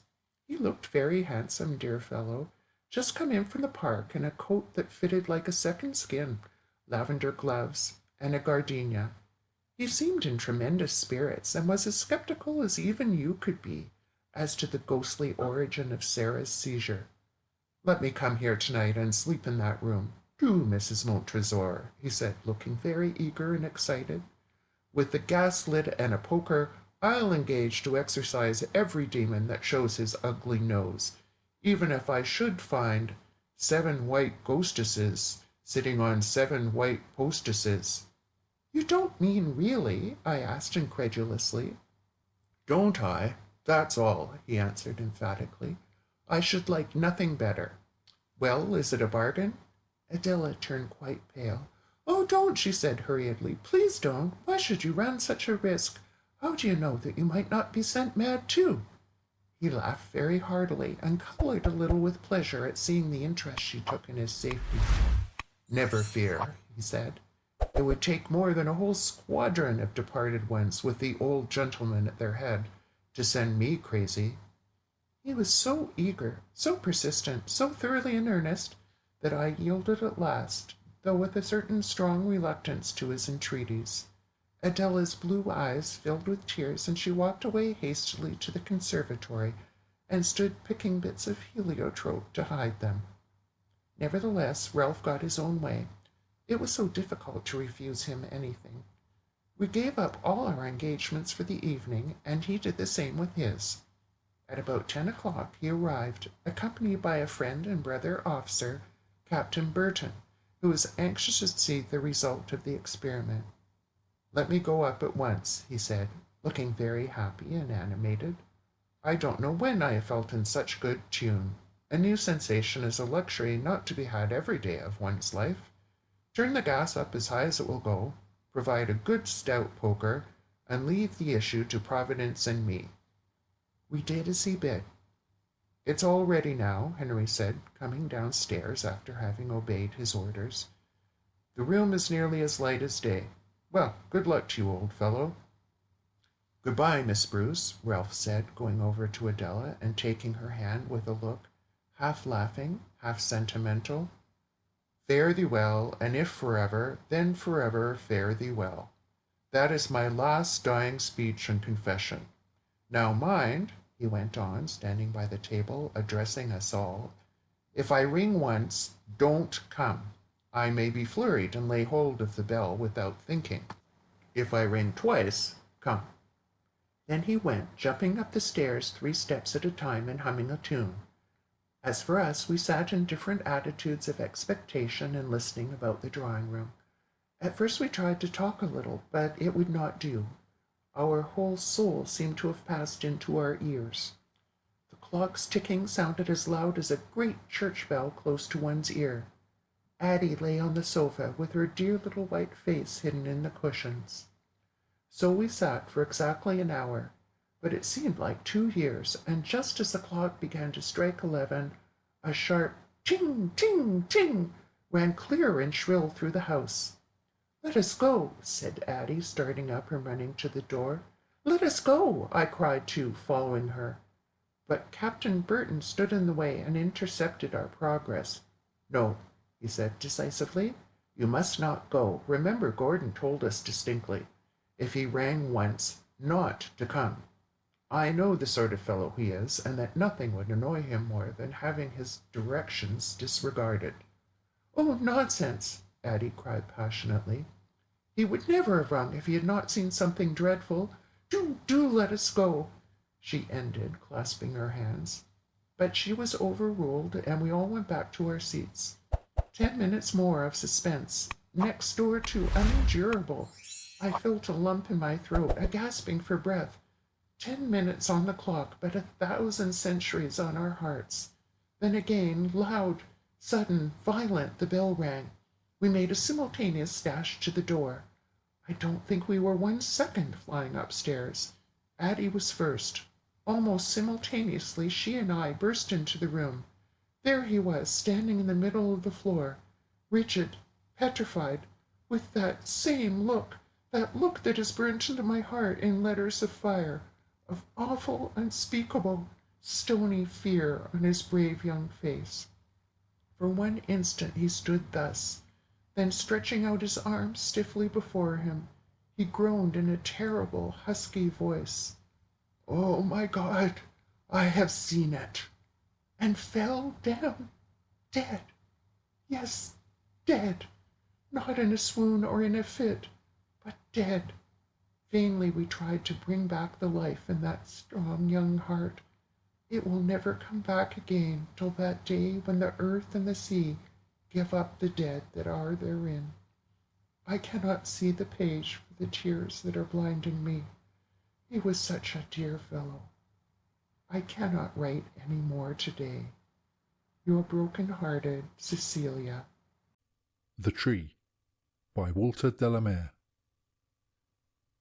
Encased in his dingy and faded first-class railway carriage, the prosperous fruit merchant sat alone. From the collar of his thick frieze greatcoat stuck out a triangular nose. On each side of it a small bleak black eye gazed absently at one of the buttons on the empty blue upholstered seat opposite him. His breath spread a fading vapour in the air. He sat bolt upright, congealed in body, heated in mind, his unseeing eye fixed on that cloth button, that stud. There was nothing else to look at, for the simple reason that his 6 narrow windows were whitely sheeted with hoar frost. Only his thoughts were his company, while the coach, the superannuated coach, bumped dully on over the metals. And his thoughts were neither a satisfaction nor a pleasure. His square, hard head under his square, hard hat was nothing but a pot seething with vexation, scorn, and discontent. What had invited him out so far, in weather so dismal, on a line so feebly patronized? Anger all but sparkled in his mind as he considered the intention of his journey and what was likely to be the end of it. 12 solid, yet fleeting years divided him from his last meeting with his half-brother, shipload on shipload of exotic oranges and lemons, pineapples, boxed figs, and blushing pomegranates. At this very moment 3 more or less seaworthy ocean tramps were steaming across the watery channels of the world laden with cargoes of which he was the principal consignee. He stretched out his legs, crossed his feet. He was a substantial man. There was nothing fantastic about him. To put on airs when you couldn't afford them, to meet a friendly offer with rank ingratitude, to quarrel with the only relative on earth who had kept you out of the workhouse. He had sworn never to set foot in the place again. Yet here he was, and nothing but a fool for his pains. Having washed his hands of the whole silly business, he should have kept them washed. Instead of which he thrust them deeper into his capacious pockets and wondered to God when his journey was to come to an end. No, it was with no charitable, no friendly, no sentimental motive that he was being glided joltingly on. A half-brother, and particularly if he owes you £100 and more, need not be even fractionally a being one smiles to think of for the sake of auld lang syne. There was nothing in common between the two except a father, now 25 years in his grave, and a loan that would never be repaid. That was one galling feature of the situation. There was another. In plain print, in his own morning newspaper, the fruit merchant had chanced only a week or two ago on the preposterous fact that a mere woodcut of a mere bird and flower, initialled P.P., had brought at Christie's 97 guineas. 97 guineas! 68 crates of excellent Denia oranges at 30 shillings a crate. What the devil? His small eyes seemed to congest, and yet at the same time to protrude from their sockets. P.P. Perfect pest, paltry poser, plaguey parasite. And yet hardly a parasite. You couldn't dish a half-brother who hadn't sent you a single word of greeting for 12 solid, fleeting, prosperous years with a term like that, even if he did owe you £100. Even if he hadn't the faintest wish to remind you of the fact. Not that the fruit merchant wanted his £100. He was not a debt collector. It was the principle of the thing. If half an hour's silly scratching over a little lump of wood could bring you 97 guineas, about 29½ minutes would bring in a round 100, and there were more birds and more flowers in that infernal tree than Noah could have found room for in his ark. The tree! The very thought of it swept a pulsating cloud of rage over his eyes. Cool, quiet insolence he could have forgiven and almost forgotten, but the merest reminder of that talk about the tree never failed to infuriate him.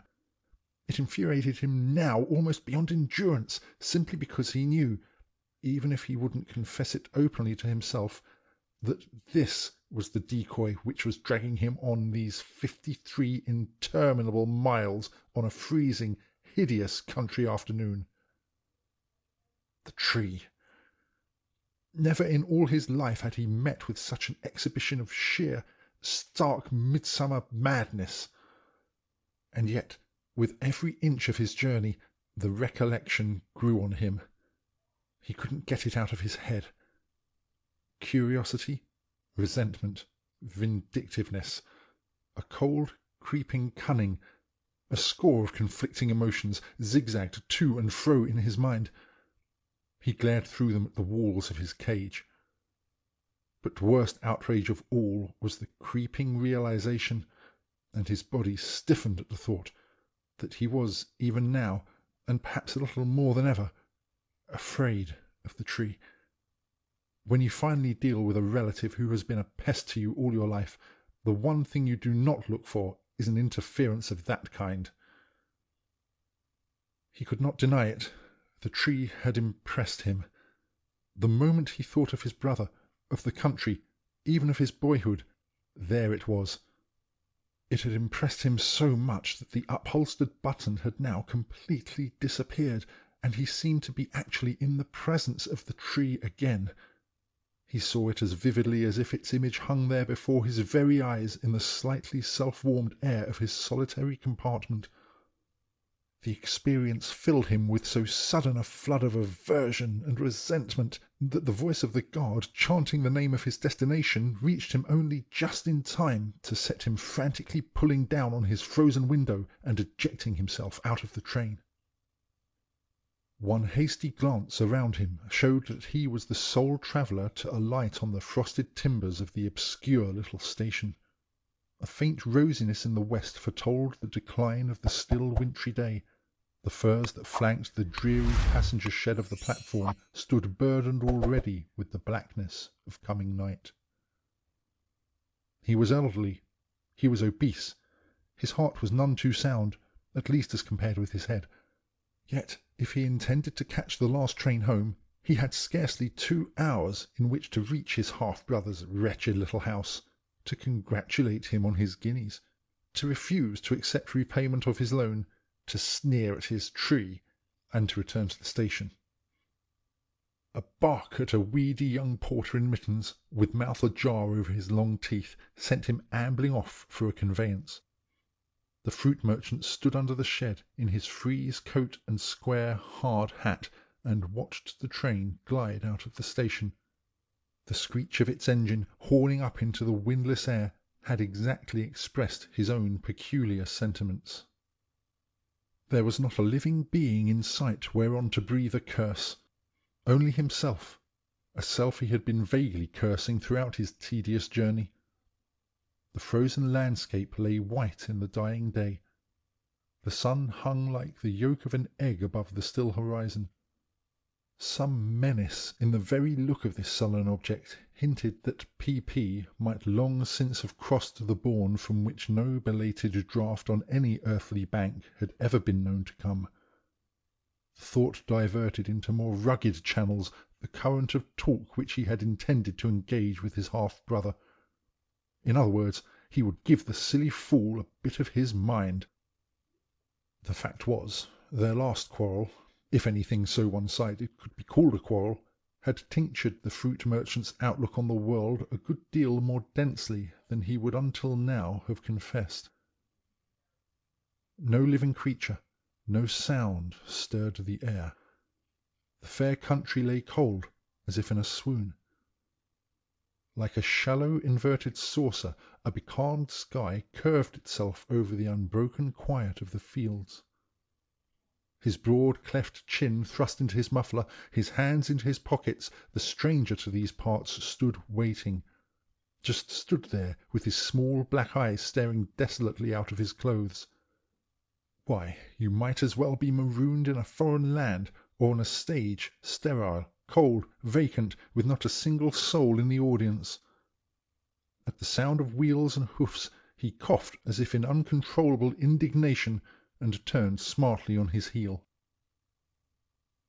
With a gesture of disdain, the fruit merchant sourly thrust a shilling into the weedy porter's immense knuckled hand, and mounted into the ancient cab that had somehow been excavated from the countryside, stagnating all about them.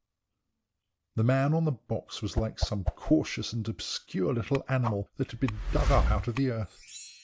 When given his direction, his face had fallen into an indescribable expression beneath its whiskers, an expression, it appeared, which was its nearest approach to a smile. "And don't spare your horse," had barked his fare, slamming the rickety door behind him. A railway carriage, even of the most antique description, when its glass is opaque with rime, is a little less like a prison cell than a four-wheeled cab. For which reason, perhaps, as the vehicle ground on beneath the misty, leafless elms, the frigid air was allowed to beat softly in from the open window upon its occupant's slightly empurpled face. And still, on and on, memory retrieved for him, now here, now there, every incident of his last experience on this self-same road. It had been summer-time, June.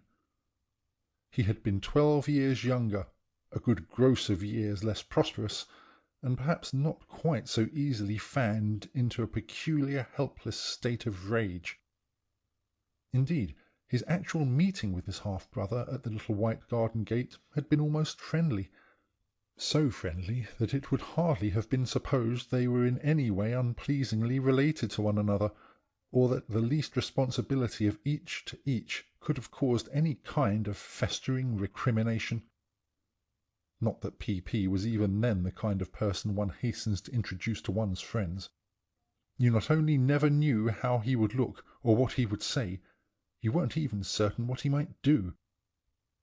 A rolling stone that merely fails to gather moss is a harmless object in comparison with one that appears to gather momentum. And even the most trifling suggestion, not so much of eccentricity as of an alien and crooked gleam in the eye, is apt to make the most respectable company a little uneasy.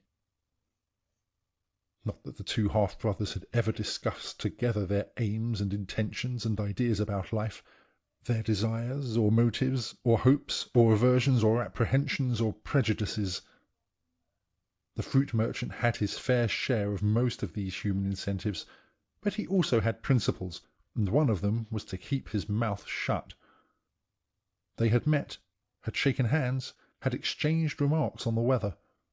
Then P.P., in his frayed jacket and slippers, had aimlessly led him off with an expressionless face into the garden, had aimlessly dropped a few distant remarks about their common past, and then, surrounded as they were by the scenery, scents, and noises of summer, had pushed his knotted hands into his trousers pockets and fallen silent, his grey, vacant eyes fixed on the tree. Apart from a clump of elms in the distance, there was nothing in view even to challenge it for beauty, growth, and station. From its station, all but at the foot of the broken-hedged, straggling garden, it rose to heaven, a prodigious, spreading, ascendant cone, with its long, dark, green, pointed leaves. It stood, from first springing branch to apex, a motionless, somnolent fountain of flowers.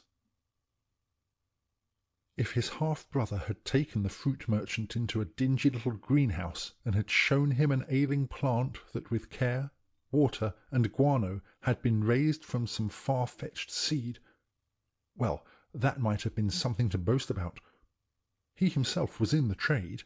He knew a Jaffa orange from a mandarin. The stuff had to grow, of course, and he was broad-minded enough to approve of rural enterprise. Giant mangolds and prize pumpkins did no harm. He had stared broodingly about him. The garden was a waste, the hedges untrimmed, a rank, lusty growth of weeds flaunted their flowers at the sun. And this tree, it must have been flourishing here for centuries past, a positive eyesore to any practical gardener. P.P. couldn't even put a name to it, yet by the fixed, idiotic, dreamy look on his face, he might have supposed it was a gift from heaven, that, having waved his hands about like those coloured humbugs with the mango, the thing had sprung up out of the ground by sheer magic. Nor that the fruit merchant had denied that it was unique. He had never seen, nor would he ever want to see, its double. The sun had beaten down upon his head. A low, enormous drone filled the air. The reflected light dazed his eyes. A momentary faintness had stolen over him as he had turned once more and glanced again into his half-brother's long, bony face. The absent eyes, the prominent cheek, the greying hair dappled with sunlight. "How do you know it's unique?" he had asked. "It may be as common as blackberries in other parts of the country, or abroad. One of the officers on the catamaran was telling me—" "I don't know," his half-brother had interrupted him, "but I have been looking at trees all my life. This resembles all, reminds me of none. Besides, I'm not going abroad, at least for the present." What had he meant by that? The fruit merchant hadn't inquired, had merely stood there in the flowers and grasses, staring up into the spreading branches, almost involuntarily shaking his head at the pungent sweetness that hung dense and sickly in the air. And the old familiar symptoms began to stir in him, symptoms which his intimates could have described in one word: fuming. He was not denying it, not he. The tree was remarkable, as trees go. For one thing, it bore two distinct kinds and shapes of blossom.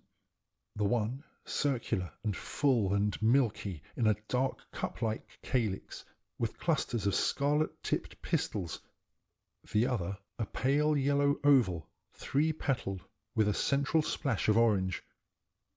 He had surreptitiously squeezed a couple of the fallen flowers into his pocket-book, had taken them out at his office the next morning to show them to the partner he had afterward brought out of the business, only to find them black, slimy, and unrecognisable, and to be laughed at for his pains. "What's the use of the thing?" he had next inquired of his half-brother. "Is it edible?" At which, with the faint smile on his face that had infuriated the fruit merchant even as a boy, the other had merely shrugged his shoulders. "Why not try it on the pigs?" "I don't keep pigs." "Keep pigs, indeed! There wasn't the faintest symptom that he would ever be able to keep himself. "Well, aren't there any birds in these parts?" It had been a singularly false move. "It has brought its own," had been his half-brother's muttered retort. There was no denying it, at least so far as the fruit merchant's small ornithological knowledge went. At that very moment birds of a peculiarly vivid green sheeniness were hovering and dipping between the deep blue of the sky and the mountainous blossoming. Little birds with unusually long and attenuated bills, playing, fluttering, lisping, courting, and apparently sucking the heady nectar from the snowy and ivory cups, while poised like animate gems on the wing. He had once again opened his mouth, but his half-brother had laid a lean, tingling hand on his sleeve. "Listen," he said. Half-stifled, jetting, delirious bursts of song twinkled, belled, rose, died, overflowed from the tented depths of the tree, like the yells and laughter of a playground of children suddenly released for an unexpected half-holiday. Listen, indeed! The noise of the creatures was still echoing in his ears as he sat there, bulkily swaying, his eyes fixed on the pallid, gliding hedgerow from his fusty cab. P.P. had not positively claimed that every single chorister in the chorus was an exogenous visitant. He had gone further. He had gently bent down a low-lying fan of leaves and bloom, and not content with exhibiting one by one living specimens of a spotted blue, iridescent little beetle, a horned kind of cockchafer, and a dappled black and yellow mottled ladybird, all of them following their lives in these surroundings, he had also chased, in vain, a couple of exotic butterflies down the slope of the garden, and had pointed out little clumps of saffron and sky-blue flowers, and a rank, ungainly weed with a cluster of black helmet-shaped florets at its tips, asserting that these were as rare, as unprecedented, in those parts as the tree itself. "You don't mean to say, because the thing's brought its own vermin, that it's any better for that? We can do that in the fruit trade." "It's brought me," said the other, mooning meanwhile in the opposite direction. "And where do you raise your potatoes, and artichokes, and scarlet runners? It looks to me like a damned waste of soil." The wandering greenish-grey eyes had rested for a moment on the puffy, contemptuous face a few inches beneath them, without the faintest symptom of intelligence. Empty eyes, yet with a hint of danger in them, like a bright green pool of water in an old quarry. "You shall have a basket of the fruit, if you'll risk it. It never really ripens. Queer-looking seeds." "You eat it yourself, then?" The eyes slid away, the narrow shoulders lifted a little. "I take things as they come." It was precisely how he had afterward taken the cheque. Seated there, on each side of the deal table, in the bare, uncarpeted, uncurtained living-room of the cottage, over a luncheon of bread and dry cheese and onions, with the reflected light of the tree on his half-brother's face, the talk between the two of them had gradually degenerated into an altercation.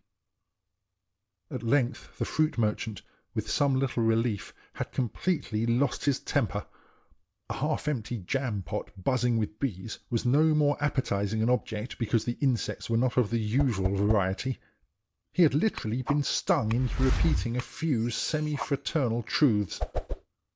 To submit to being half-starved simply because nobody with money to waste would so much as look at your bits of drawings, to sit there dreamily grinning at a tree in your back garden 20 times more useless because there wasn't its like for miles around, even if there wasn't, to be content to hang like a bloodsucker on the generosity of a relative half-blood and half-water, well, he had given P.P. a bit of his mind. The fruit merchant instinctively drew a cold, fat hand down his face as a more and more precise recollection of the subsequent scene recurred to him. Mere silence can be insulting, and there was one thing about his half-brother, worse than all the rest of his peculiarities put together, that had never failed to reduce him to a helpless indignation. His eyes. They didn't see you even when they were fixed on you across 2 feet of deal board. They saw something else, and with no vestige of common courtesy. And those hands! You could swear at a glance that they had never done a single honest day's work in their owner's life. Every sight of them had made it easier for the fruit merchant to work himself up into a blind, refreshing rage. The cottage had fairly shaken to his abuse. The raw onions had danced under his fist on the table, and twining in and out between his roarings and shoutings had meandered on that other low, groping, dispassionate voice, his brother's. He had found his own place, and there he intended to remain.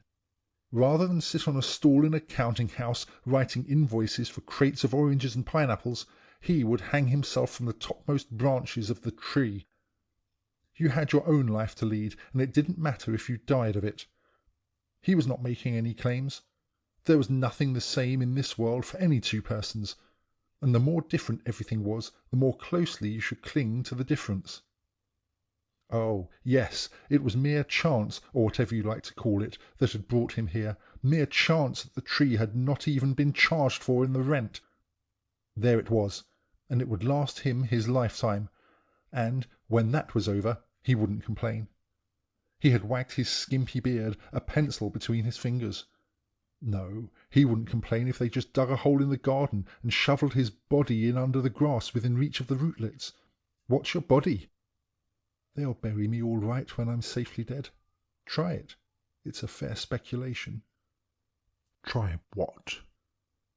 The fruit merchant's countenance had suddenly set like a gargoyle in cast iron. His half-brother had nodded towards a dingy portfolio that stood leaning against a half-empty bookcase, and at that his guest had laid about him with a will. "So that's the kind of profit you are hoping to make out of your old bee-bush? That's your profit? That's your fine airs, your miserable scribblings and scragglings?" He had once more slammed down his huge fist on the table and delivered his ultimatum. "See here, I give you £100 here and now. There's no claim on me, not a shred. We don't even share the same mother, even if we share the same dad. You talk this abject rubbish to me. You have never earned a decent penny in your life. You never will. You are a fool and a loafer. Go to the parish, and go for good. I'm sick of it, d'ye hear? Sick of it. You sit there whiffling that I haven't eyes in my head, that I don't know black from white, that you'd rather hang your miserable carcass in your wretched old tree than take a respectable job. Well, hang it there. It won't break the branches if this is the only kind of meal you can give a visitor. I'm done with you. I wash my hands of you." He had, inaccurately, pantomimed the operation, sweeping over the jam-pot as he did so, and now drew in his breath, a cold breath too, as, with eyes fixed on the ever-lightening hedgerows beyond his oblong window, he remembered the renewed red-hot stab of pain that had transfixed the ball of his thumb. It recalled him instantaneously to his surroundings. Scrambling up from his seat, he ejected his head out of the cab into the open. "Whoa, there! D'ye hear? I'm getting out." The horse was dragged up onto its haunches, the cab came to a standstill, and to the roaring suspirations of the animal the fruit merchant alighted on the tinkling ice of a frozen wayside puddle of water. He turned himself about. Time and the night had not tarried during his journey. The east was a blaze of moonlight. The moon glared in the grey heavens like a circular, flat little window of glass. "Wait here," the fruit merchant bade his cabman at the desolation. "You've pretty near shaken the head off my body." The cabman ducked his own small head in reply, and saluted his fare with a jerk of his whip. "You won't be long," he sang out between his whiskers. did he mean by that? Was the fruit merchant's querulous question to himself as he mounted the few remaining yards of by-lane toward the crest of the slope. He was tired and elderly and cold. A pathetic look, one almost of sadness, came into his face. He pushed up his muffler and coughed. There replied the faintest echo from the low copse that bordered the lane. Grass, crystalled with hoar-frost, muffled his footsteps. What had he meant by that? Repeated self to self, but not as if expectant of an answer. When well out of sight of the cabman and his vehicle beneath the slope of the hill, the fruit merchant paused, lifting his eyes. League beyond league beneath him, as if to the confines of the world, the countryside spread on, frost-beclad meadow, wood, and winding lane. And one sole house in sight, a small, tumble-down, lightless, huddling cottage, its ragged thatch and walls checkered black with shadow and dazzling white with wash of moonshine. And there, lifting itself into the empty skies, its twigs and branches sweeping the stars, stood the single, naked, gigantic tree. The fruit merchant gazed across at it, like an obese, minute Belial on the ramparts of Eden. He had been fooled then, tricked. He might have guessed the fatuity of his enterprise. He had guessed it. The house was empty. The bird had flown. Why, for a single instant, had he dreamed otherwise? Simply because all these years he had been deceived into believing there was a kind of honesty in the fellow. Just that something quixotic, stupid, stubborn, dense, dull, demented, which... Nothing but lies, then. That bee in his bonnet, that snake in his grass. Nothing but lies. There was no principle by which you could judge a man like that. And yet, well, after all, he was like anybody else. Give him a taste of the sweets of success, and his boasted solitude, his contempt for the mere decencies of life, his pretended disgust at men more capable and square-headed than himself, had vanished into thin air. There were fools in the world, he had discovered, who would pay 97 guineas for a second or third-hand scrabble of a drawing. Right you are, hand over the dibs, and I am off. A scornful, yet lugubrious smile stole over the fruit merchant's purplish features. He would be honest about it. He positively enjoyed acknowledging when a rival had bested him over a bargain. He would even agree that he had always nursed his own little superstitions. And now all that fine, silly talk, sheer fudge. He had been childish fool enough to be impressed by it. Yes, and to have been even a little frightened by a tree. He eyed it there, that gaunt, prodigious weed, and then, with one furtive glance over his round shoulder toward the crest of the slope behind which lay his way of escape from this wintry landscape and from every memory of the buffoon who had cheated him, he slowly descended the hill, pushed open the broken gate, and entered the icy, untended garden. Once more he came to a standstill in his frieze coat, and from under the brim of his hard hat stared up into the huge, frigid branches. There are a subtle lift and ease in the twigs of a tree asleep in winter. Green, living buds are everywhere huddling close in their drowsy defences. Even the fruit merchant could distinguish between the dreaming and the dead, or at any rate between the unripe and the rotten. And as he looked, two thoughts scurried like rats out of the wainscot of his mind. Those lean, shrunken twigs, those massive vegetable bones. The tree was dead. And up there. He shifted rapidly to and fro in order to secure an uninterrupted view of a kind of huddling shape up aloft there, an object that appeared to be stooping crazily forward, as if on a similar quest in respect to himself. But no. He took a deep breath. The sudden knocking against the wall of his head ceased. He need not have alarmed himself. An optical illusion. Nothing. The tree was dead. That was clear. A gaunt, black, sapless nightmare. But the ungainly clump and shape, hoisted midway among its boughs, was not a huddling human body. It was only another kind of derelict parasite, withered mistletoe. And that gentle skeleton-like rattling high overhead was only the fingering of a faint breeze in the moonlight, clacking twig against twig. Maybe it would have simplified matters if... But no need to dwell on that. One corpse at a time was enough for any man on a night like this, and in a country as cheerless as the plains of Gomorrah. A phrase or two out of his familiar bills of lading recurred to the fruit merchant's mind. The act of God.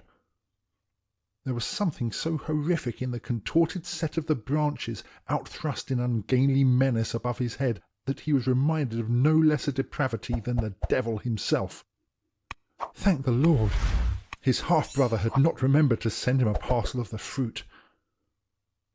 If ever poison showed in a plant, it haunted every knot and knuckle of this derelict. Judgment had overtaken it. The act of God. That's what came of boasting. That's what came of idling a useless life away in a daydream at other people's expense. And now the cunning bird was flown. The insult of his half-brother's triumph stabbed the fruit merchant like a sword. A sudden giddiness, the roar as of water, caused in part, no doubt, by the posture of his head, swept over him, reverberated in his ears. He thrust a cautious hand into the breast of his coat and lowered his eyes. They came to a stay on the rugged, moonlit bowl, and there, with hardly less intensity of gaze, they once more fixed themselves. The natural living bark of the tree had been of a russet grey, resembling that of the beech. Apart from a peculiar shimmeringness due to the frost that crystalled over it, and as the skin of a dead thing, that bark now suggested the silveriness of leprosy. So far, so good. But midway up the unbranched bole, at the height of from 5 to 6 feet from the ground, appeared a wide, peculiar cicatrice. The iridescent greyness here abruptly ended. Above it stretched a clear, blank ring of darker colour, knobbed over, in and out, with tiny, gaudy clusters of fungi. The fruit merchant stole in a pace or two. No feat of the inhuman, this. Cleanly and precisely, the thick rind of the tree must some time since have been cut and pared away in a wide, equal ring, a ring too far from the ground to have been the work of pigs or goats, too smooth and sharp-edged to have been caused by the gnawings of cattle. It was perfectly plain. The sap-protecting skin of the thing had been deliberately cut and hacked away. The tree had been murdered. High in the moonlit heavens it gloated there, a victim. Not until then did the fruit merchant stealthily turn and once more survey his half-brother's house. The slow and almost furtive movement of his head and shoulders suggested that the action was involuntary. From this garden side the aspect of the hovel was even more abject and disconsolate. Its one ivy-clustered chimney-stack was smokeless.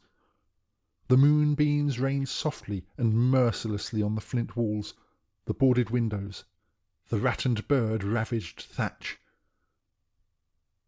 Only a spectre could be content with such a dwelling, and a guilt-stricken wretch at that. Yet, without any doubt in the world, the house was still inhabited, for a slender amber beam of light leaned out at an obtuse angle from some crevice in the shuttering wood into the vast bath of moonshine. For a moment the fruit merchant hesitated. He could leave the garden and regain his cab without nearing the house. He could yet once more wash his hands. Certainly, after sight of the maniac's treacherous work on this unique, God-given tree, he had not the faintest vestige of a desire to confront his half-brother. Quite the reverse. He would far rather fling a second £100 after the first than be once more contaminated by the creature. There was something vile in his surroundings. In shadows as black as pitch, like these, any inconceivable evil creature might lie in covert. If the tree alive could decoy an alien fauna to its succulent nectar, the tree dead might well invite even less pleasing ministrations. Come what would, he was prepared. It might startle him, but he was dead cold already.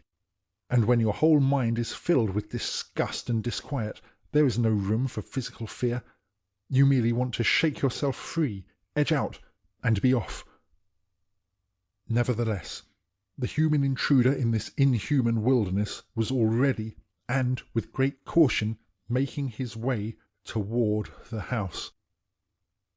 On a pitch-black night he might have hesitated.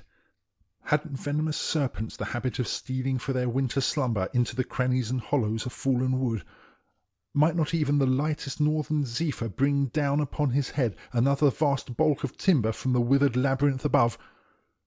But so bright was the earth's lanthorn, so still the starry sky, that he could hear and even see the seeds from the humbler winter weeds scattering out from their yawning pods, as with exquisite care he brushed on through the tangling growths around him. And having at length closely approached the walls, standing actually within a jutting shadow, he paused yet again, and took a deep breath into his body before, gently lifting himself, he set his eye to the crevice from which poured out that slender shaft of light. So artificially brilliant was the room within by comparison with the full moonlight of the fruit merchant's natural world without, that for an instant or two he saw nothing. But he persevered, and after a while his round, protruding eye found itself master of at least half the space on the other side of the shutters. Stilled through and through, his fingers clutching the frosted sill, he stood there half suspended on his toes, and as if hypnotized. For scarcely more than a yard distant from his own there stooped a face, his half-brother's, a face to haunt you to your dying day. It was surmounted by a kind of nightcap, and was almost unrecognizable. The unfolding of the hours of 12 solitary years had played havoc with the once familiar features. The projecting brows above the angular cheekbones resembled polished stone. The ears stood out like the vans of a bat on each side above the corded neck. The thin, unkempt beard on the narrow jaw brushed the long, gnarled hand that was moving with a great and tedious care on the bare table beneath it.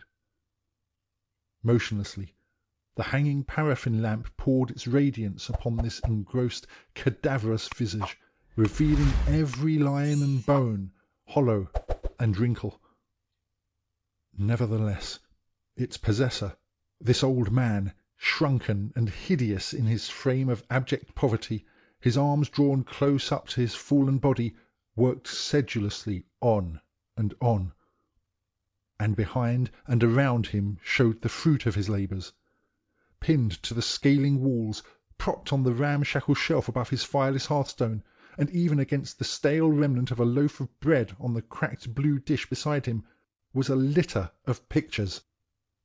And everywhere, lovely and marvellous in all its guises, the tree in spring's delight, in summer's quiet wonder, in autumn's garish decline, in naked, slumbering, wintry grace. The colours glowed from the old, fine, rough paper like lamps and gems. There were drawings of birds, too, birds of dazzling plumage, of flowers and butterflies, their crimson and emerald, rose and saffron, seemingly shimmering and astir, their every mealy and feathery and pollened boss and petal and plume on fire with hoarded life and beauty. And there a viper with its sinuous molten scales, and there a face and shape looking out of its nothingness, such as would awaken even a dreamer in a dream. Only 3 sounds in that night quiet, and these, scarcely discernible, stirred in the watcher's ear. The faint, shrill sing-song of the flame in the lamp, the harsh, wheezing breath of the artist, and the noise of rats or mice. This austere and dying creature must have come in at last from the world of nature and mankind a long time ago. The arm that had given the tree its quietus had now not the strength to lift an axe. Yet the ungainly fingers toiled assiduously on. The fruit merchant, spying in on the old half-starved creature that sat there burning swiftly away among his insane gewgaws, as nearly broke out crying as laughing. He was frightened and elated, mute and bursting with words. The act of God! Rather than even remotely resemble that old scarecrow in his second childhood, pushing that tiny bladed knife across the surface of a flat of wood, he would... An empty and resolute look stole into the gazing eye. Not that he professed to understand. He knew nothing. His head was completely empty. The last shred of rage and vindictiveness had vanished away. He was glad he had come, for now he was going back. What little of the present and future remained would soon be the past. He, too, was aging. His life also was coming to an end. He stared on, oh yes, and not even a nephew to inherit his snug little fortune. Worldly goods, shipload on shipload. Well, since he could not take it away with him, he would leave it behind. He would bequeath it to charity, to the WFMCA, perhaps, and he would make a note of the £100. Not in malice, only to leave things businesslike and in order, to do your duty by a greedy and ungrateful world, even though you were soon to be washing your hands of that too. All waste, nothing but waste. But he thanked the Lord he had kept his sanity, that he was respected, that he wasn't in the artificial fruit trade, the stuff your grandmother belled under glass. He thanked the Lord he was not foul to look at, foul probably to smell, and a poison even to think about. Yet still he peeped on, this old Tom, though at no Lady Godiva. They would buy right enough, there's no doubt of that. Christie's would some day be humming with the things. He didn't deny the old lunatic that. He knew a bird when he saw it, even on paper. 97 guineas! At that rate there was more money swimming about in this pestilent hovel than ever he himself could lay his practised hands on. And there were fools in plenty, rich, dabbling, affected, silly fools, dilettantes you call them, who would never know that their lying, preposterous P.P. had destroyed the very life of the tree that had given it all for him. And why? And why? The fruit merchant was almost tempted to burn down the miserable cabin over his half-brother's head. Who could tell? A gust of wind stirred in the bedraggled thatch, feebly whined in the keyhole. And at that moment, as if an angry and helpless thought could make itself audible even above the hungry racketing of mice and the melancholic whistling of a paraffin lamp, at that moment the corpse-like countenance, almost within finger-touch on the other side of the table, slowly raised itself from the labour of its regard, and appeared to be searching through the shutter's cranny, as if into the fruit merchant's brain. The glance swept through him like an avalanche. No, no, but one instantaneous confrontation, and he had pushed himself back from the impious walls as softly as an immense sack of hay. These were not eyes in that abominable countenance. Speck-pupilled, greenish-grey, unfocused under the protuberant mat of eyebrow, they remained as still as a salt and stagnant sea. And in their uplifted depths, stretching out into endless distances, the fruit merchant had seen regions of a country whence for neither love nor money he could ever harvest one fruit, one pip, one cankered bud. And blossoming there beside a glassy stream in the mid-distance of far mountain sward, a tree. In after years, an old, fat, vulgar, and bronchitic figure, muffled up in a pathetic shawl, would sometimes be seen seated in a place of honour, its hard, square hat upon its thick, bald skull, within positive reach of the jovial auctioneer's ivory hammer. To purchase every PP that came into the market was a dream beyond even a multimillionaire's avarice. But small beetles, or grubs, or single feathers drawn from the life were within the scope of the fruit merchant's purse. The eye that showed not the faintest vestige of reflected glory from the orange of the orange, the gamboge of the lemon, or the russet bronze of the pomegranate in their crated myriads, would fitfully light up a while as, one by one, and with reiterated grunts of satisfaction, he afterward, in the secrecy of his home, consigned these indifferent and early works of art to the flames.